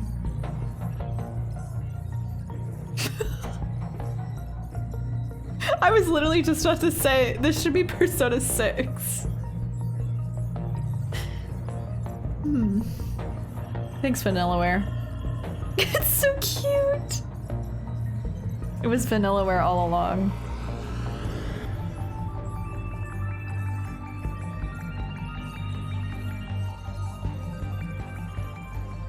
I always hated that Germany mostly focused on 1930s Germany. We got a bit of the French Revolution and then just 1930s for years. I mean, I get why, but there is so much more to teach. Yeah. As an American who took just like the basic history classes and like my high school history classes, we had to take US history. So a big focus on US history and the Civil War. And then I believe, yeah, US history covered a lot. There was like World War II class that gave like the American perspective, I'm sure, mostly. That was like most of what was offered at my high school, I think. Oh, there was a world history that was I did take a world history class, but it was so broad and generalized because they had to fit in so much.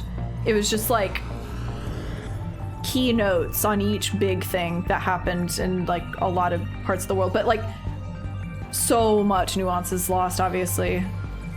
And then I never took a history class in college, I don't think. I wish that I had, though, because I wonder how they would have held up. And you could get them more specialized, more focused on certain things, but yeah, for the most part, even when it was broad history, it obviously just focused a lot on the US. I didn't know much history of any other place from high school.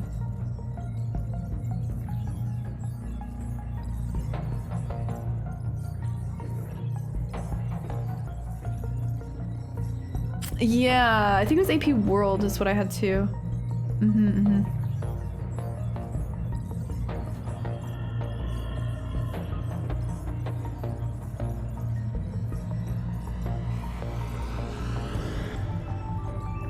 History in the UK was basically slavery happened, it was bad. World War I happened, there were trenches.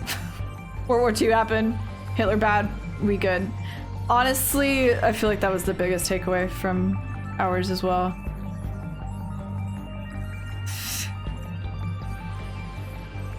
Oh, government! We also had government as seniors. Yeah.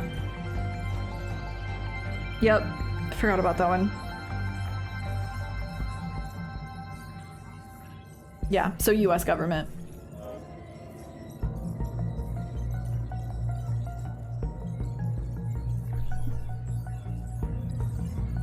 My US history class skipped everything after the Civil War until World War I. I feel like, unfortunately, that's very common, because I think mine did the same. I don't remember as well, but I don't remember there being a lot of nuance in between. Just the big stuff! World history, Dark Age to Modern Age. Oh, you got Fall of Rome. I don't think we really covered much early civilization stuff. And also, world history was an elective. It was not mandatory. But I did take it.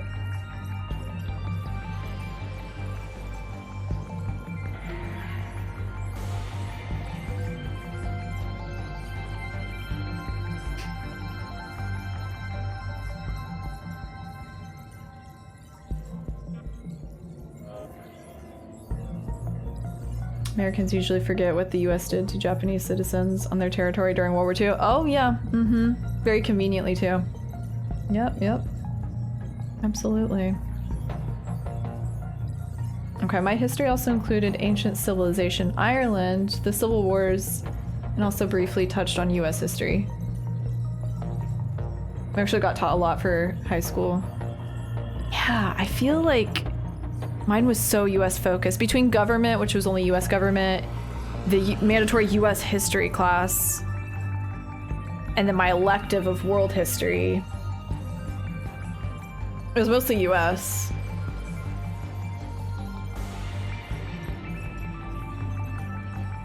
Yeah, we had a economy or economics. Yeah. I don't remember much from it. I don't remember retaining much.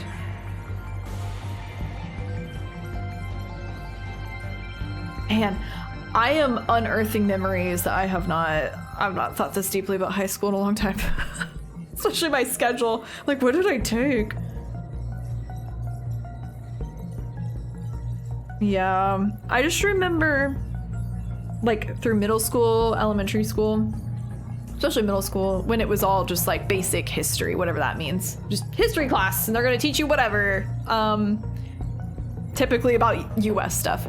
There was always a big section on the Holocaust, which like, yeah, good, but it was every year and it was the same stuff over and over. Instead of delving into like, I don't know, other atrocities that happened in the world, that was like the only one they would focus on. And they made it feel like it was so far away. Same thing with slavery and Civil War. That was another thing. They make it seem like it was such a long time ago.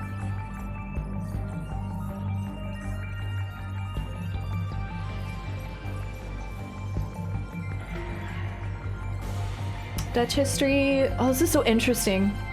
Everyone's sharing their history classes. Dutch history focuses intently on the 80 Years' War, their war for independence, and the Golden Age, which is all 1600 to 1700-ish stuff.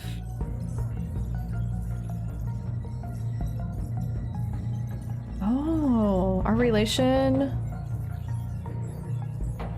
Wait, oh, it tunnel visioned so heavily on the Netherlands that we were barely taught about the situation around us in Europe, or our relation to the Holy Roman Empire.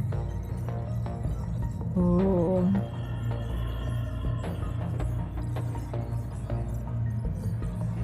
Lots of culture things and propaganda, which means what it means to be proper Dutch.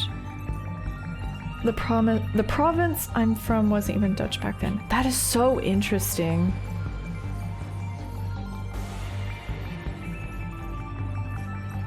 Like, interesting, derogatory.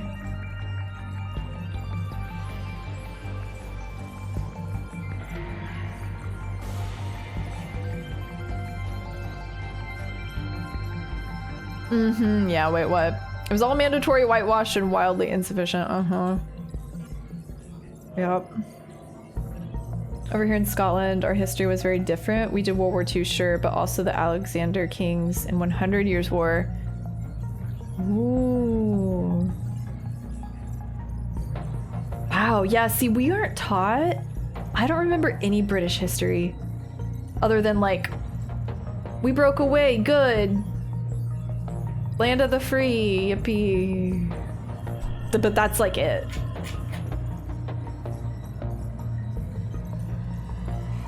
Yeah. That's probably why I have a book on Scotland.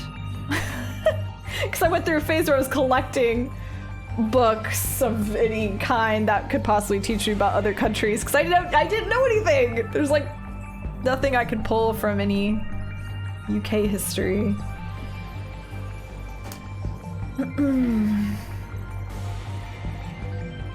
Oh, I remember asking a teacher what we do for Egyptian history, and the plain silence was deafening. Yeah, sometimes I feel like I learned more from my art history class in college, where it's mostly like a lecture-based class and just memorizing flashcards and taking your exam in a big auditorium and just like with the PowerPoint going, and you have to memorize what was what. But at least then I memorized some dates and different parts of the world that specialized in certain mediums and why were they painting the things that they were. I feel like I retained way more about that than any other history class. And it was in other parts of the world too, it wasn't just the US or the Americas.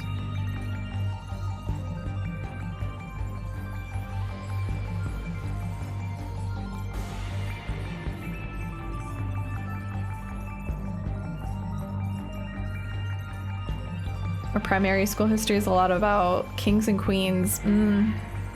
Yeah. I could imagine.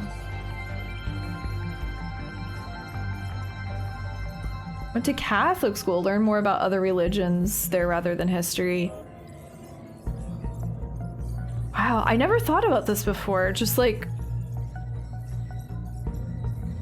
I mean, it makes sense. It's like one of those things where like, yeah, the lens in which, like where you went to school and how it would filter teaching. I feel like my art classes taught me more about world history. Yeah, same. That's where I'm at. Because it's also more personal, right? Like, I don't know. They get into individual artists and what was going on in their lifetime and the political climate and what people were believing. It ties in with religion in a way of like breaking down why people were believing in this thing and what culture did it come from and how that manifested through art. So it just like stuck. And it was less like biased in that way, I guess.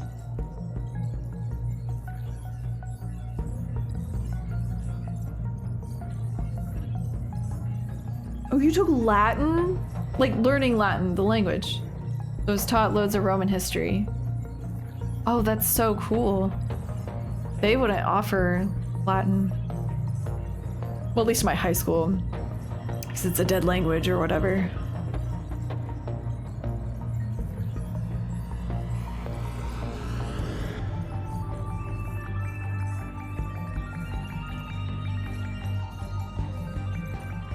Yeah, I picked up on a lot of history and English lit. Yep. Same. Yeah, it's interesting filtering history through art. I feel like there's a lot more because it's coming directly from the source, right? Of the artist. And you have to put yourself in their shoes and try to understand the lens in which they were telling the story through. And it says a lot about their era. That's a lot more unbiased than textbooks, history books. Shakespeare, yeah.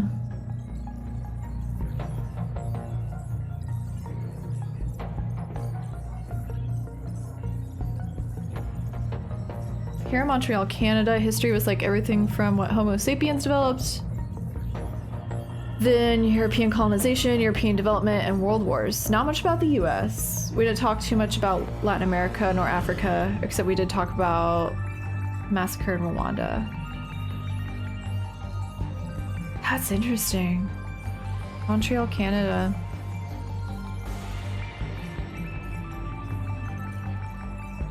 Man, this is like one of the many reasons why I love streaming, because it opens up this is that the word? This like table conference room, I don't know what to call it, of people sharing the lens in which they received information in school. And depending on where you are in the world and what kind of school you went to, it's all so different. Like, I don't know, it's really amazing to me. It wasn't until recently with the internet that people could come together and do this and break down like propaganda barriers and biases and stuff. It just kind of blows my mind.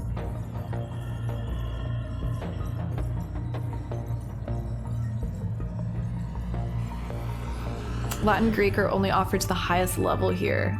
Interesting. I don't know if they offered it at any university I went to. Maybe, probably. But they probably wouldn't have been a very popular course. One of my favorite history political classes ever was a religion-based class around the history of Jerusalem. And how it's a cornerstone for all three of the major Abrahamic religions. Oh. Really cool to see history through the lens of one location. Yeah, I feel like it can get so overwhelming when you try to broadly tap into all things that happen in history all over the world, right? And it can get so biased too. But if you focus on one viewpoint and pull sources from that one viewpoint and analyze through that lens what happened in the world. I don't know, I just feel like that's way more effective. I'm rambling.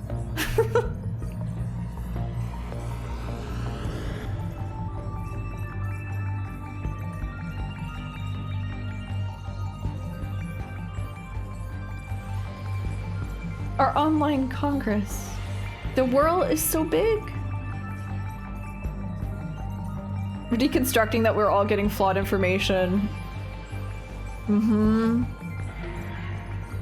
See, that's one of the constants I always come back to when I think about like pros and cons of the internet, right? A huge pro is that information spreads, like legitimate information, not what's the word? I can't believe I'm having this conversation. My brain's at like 20%. I'm hanging in there. Marred, I guess? Propaganda. Lies, essentially. Like the internet could help see through that. Of course, it also opens up a lot of channels for it to get confusing, but human history has never seen such a connection before with people all over the world.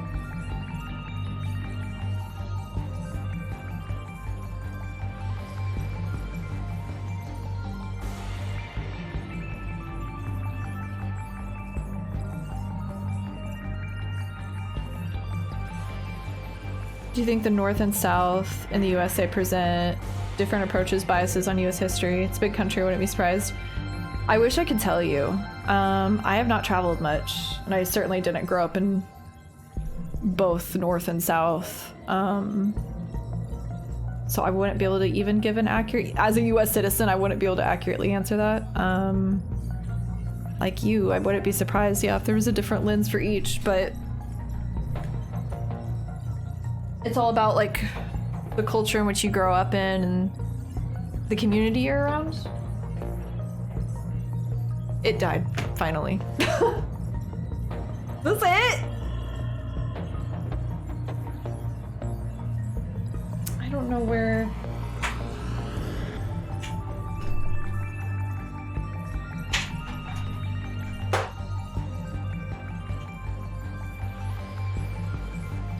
Who are you?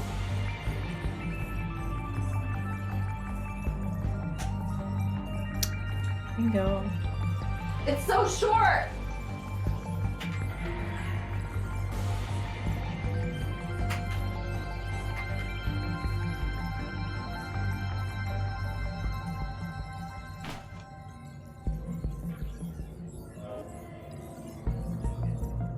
Why did they make the USB ports invisible on the PS4? You gotta get eye level with that, there's no way.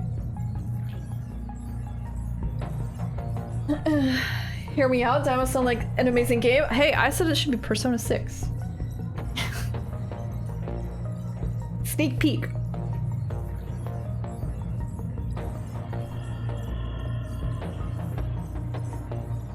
Oh yeah, good point. School districts that teach history are dependent on state policies. And they all have very different ones. Yeah. There's state by state bias for sure.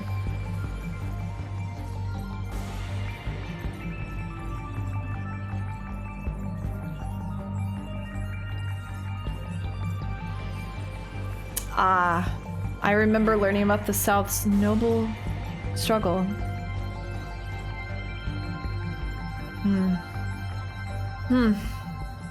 Nathan died. Just the controller.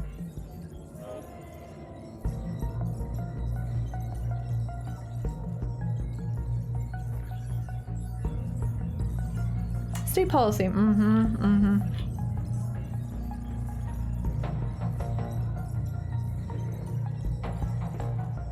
I was taught US history in both the North and South, and not once have I heard of the Souths being the good guys. That's good.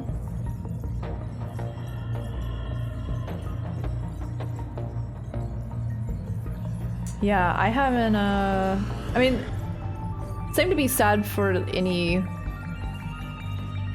not just like world traveling, but I haven't even really traveled within the US, so I'm not very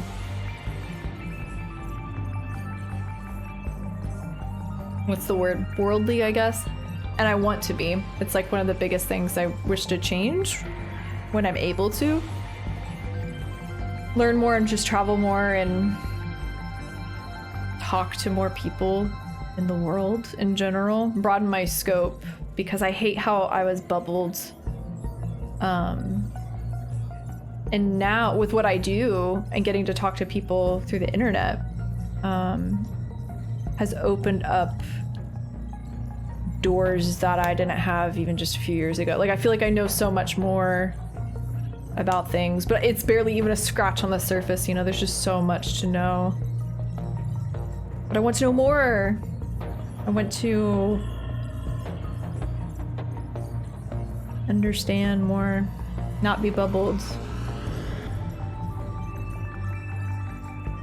But yeah, travel wasn't very accessible for me growing up. I appreciate the history rabbit hole. Yeah, and I'll start with Japanese history. Well, we got a little history lesson from the mystery files, which is cool. We went from there. Yeah, this was fun. I love when y'all participate when we talk about perspectives from different places in the world and how they differ and how they're covered up with lies or propaganda or otherwise. It just like gives me hope that people can communicate and break down barriers, but like knowledge barriers, the bubbles, you know? Just educate each other, just share stories, who they are, their culture, you know? And the more that becomes known and other people learn about other people, I just feel like it breaks down a lot of ignorance and barriers that are created from that ignorance.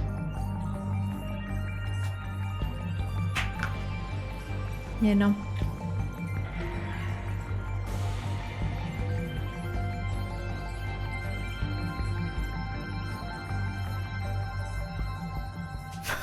A small-time fan.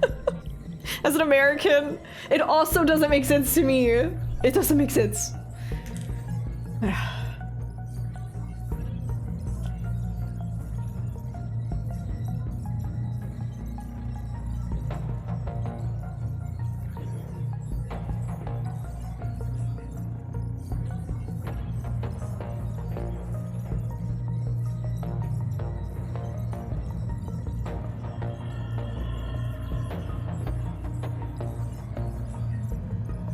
Diversity and viewpoint. Mm-hmm.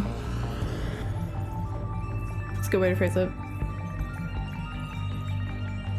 We've had a selection of farts and history lessons. You cover all the spectrums. That's what I'm here for. But apparently not to actually finish the game. Because I don't know if we're gonna do. It's been 4 hours. I'm working with 20% of my brain here. I want to use up my mystery points and then we'll see how much game there is. Supposed to take my meds 2 hours ago. Take your meds. Take your vitamins.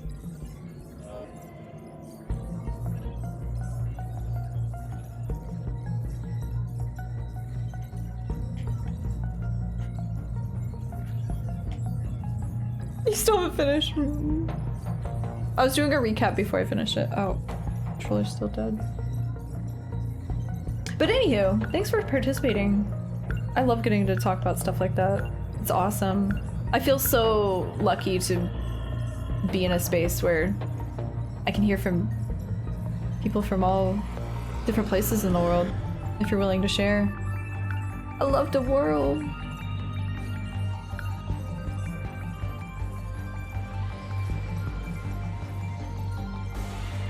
History XP. I just provide the classroom. I don't do the teaching. It's not even a class, it's just like discussion room.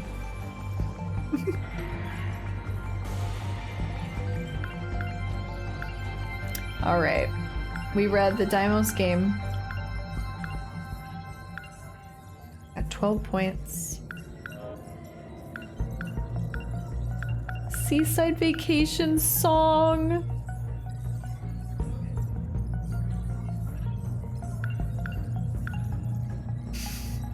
Iseki Gahara's motorcycle. He's just so cool. Okay, I've read these, I think. Oh.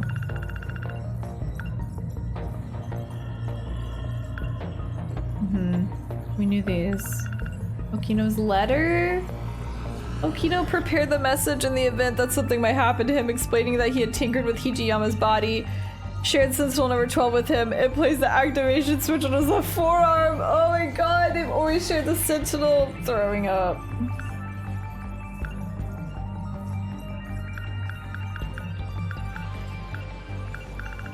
Awful, man.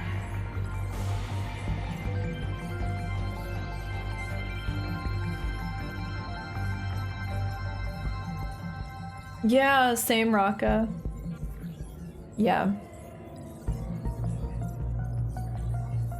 Knowing history is always a good thing, just in general, but also it's nice to have extra context for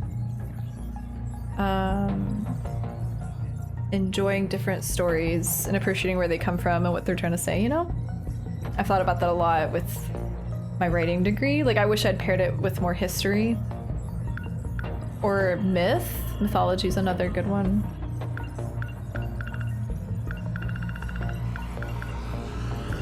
Okay. I'm gonna unlock... Speaking of Tom Cruise. Actually, I don't know if I want to waste it. Sorry, Tom Cruise.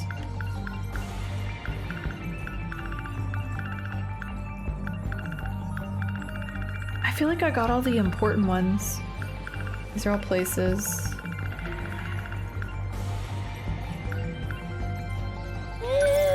Get these. Oh my god.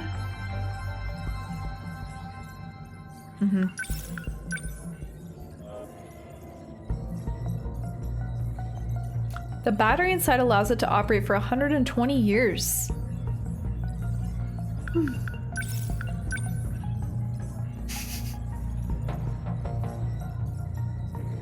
Magical gun.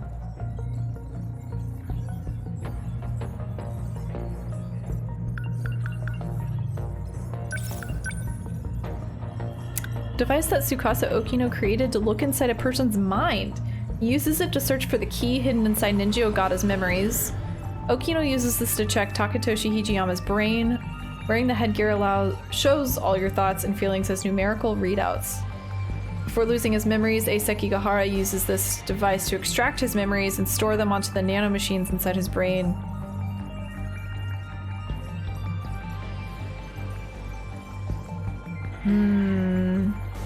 So he essentially, that's interesting, he uses his nanomachines as like a...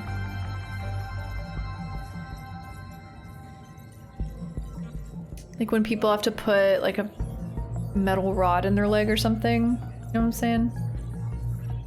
I don't know the terms for them. But it's like that. But for his brain.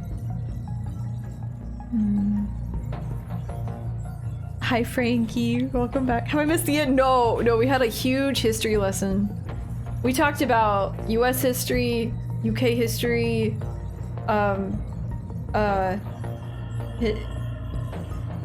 history, Netherlands history, Dutch history, Japanese history. Many histories were had.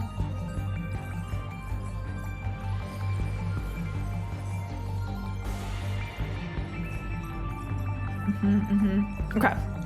Knew all that.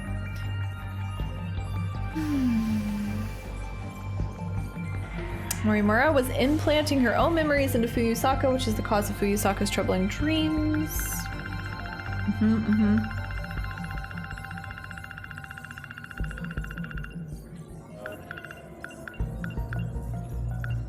Okay, at this point, look at the notebook. Oh my god. Okay, yeah. Glasses. Rental agreement.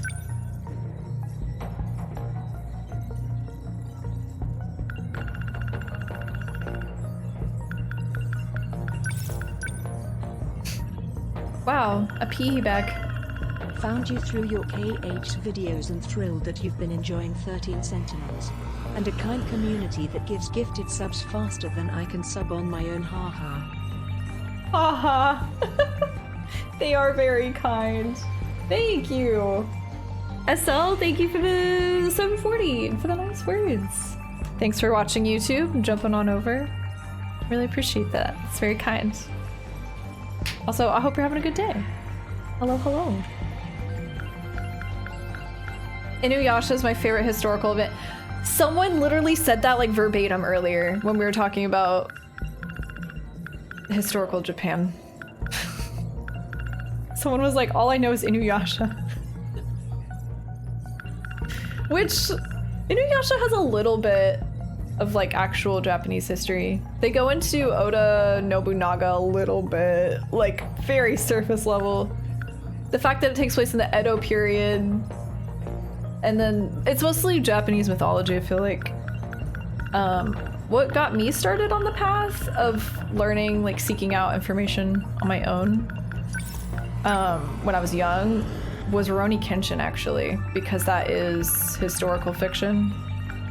And when I realized that as a kid, I was like, oh, I can learn about this stuff, and I like would do deep dives. So that's why I know about the Meiji era and the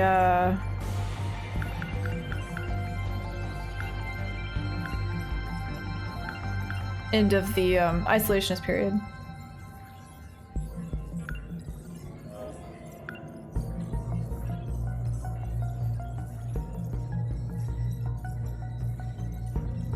Tom Cruise. Inuyasha redirected the course of human civilization. True. Thanks for all you do, Inuyasha. And your really hot brother.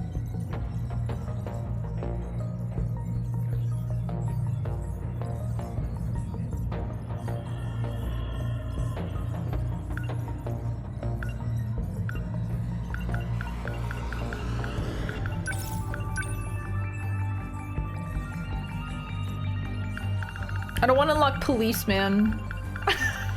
Anything but that one.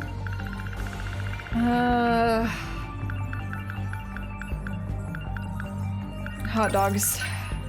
Nice. Oh my god. I'm so hungry, I just realized. Look at this food. Okay. Hey, 75. That went up a lot.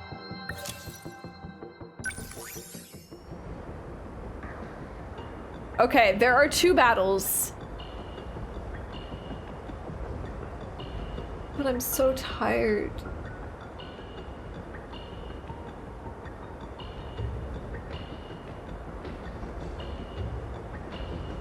You're like there, yeah. If I end, I feel terrible!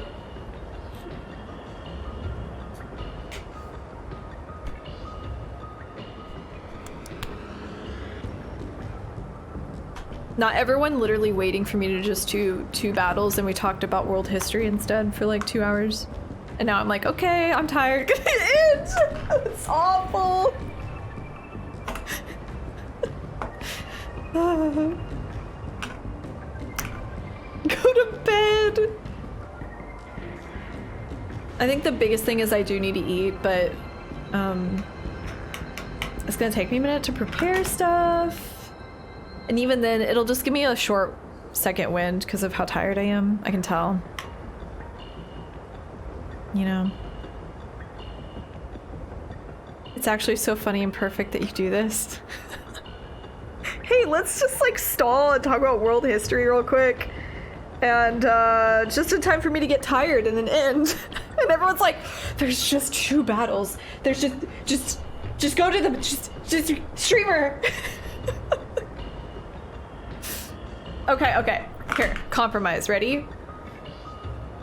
Because normally I wouldn't do this. Normally I would actually see it through, but since my energy's been so low lately. What if I end and I eat? And then tomorrow, even though it's not normally a stream day, we'll go live to for real finish it. Because I don't think there's that much, especially since we pretty much did a recap.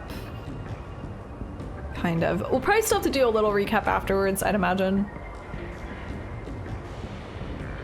But I recapped all like the big important stuff.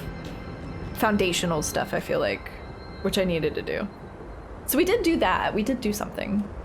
I used my mystery points. So then we have 2 battles and then whatever else is left after that. Watch it be a whole other wave. There's 10 more. No. I simply will this to not manifest. Will this save though? Oh my god! It's okay, I'll just like press X on all the stuff next time. It's fine. It's fine. Can you manual save? I don't think so. You can save manually. Just save manually.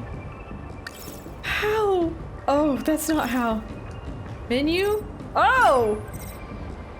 Alright, everyone say goodbye to 69. Wait, maybe we should... There we go. We preserve the 69.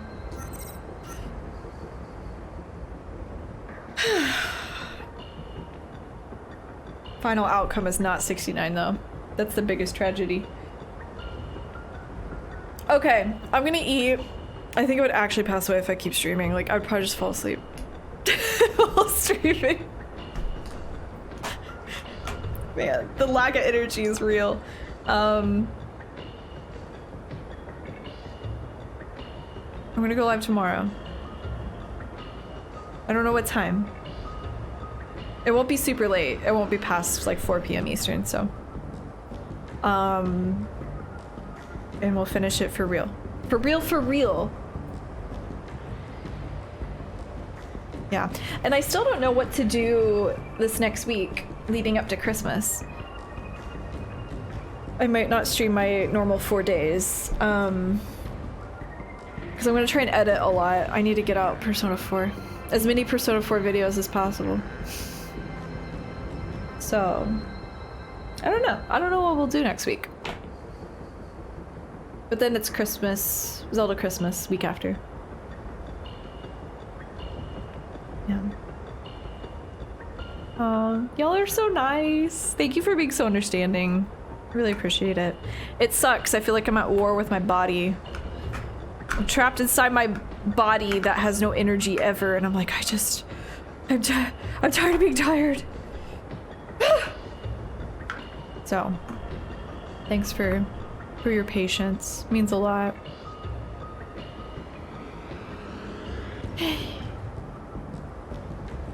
Have you been sick lately? Basically. It feels like it. It feels like, yeah, I've recovered from a huge illness. You know that fatigue that just like permeates afterwards? Yeah, that's the best way I could describe this burnout. I was so frustrated because I like want to do stuff.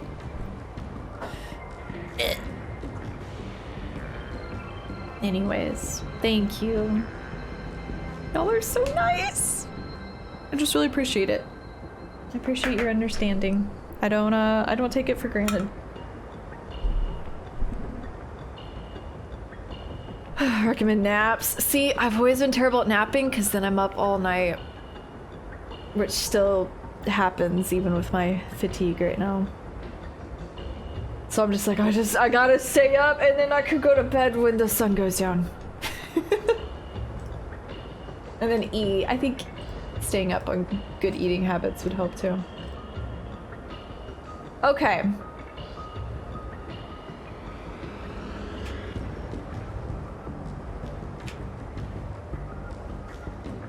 I'm gonna send you to the void. Wait.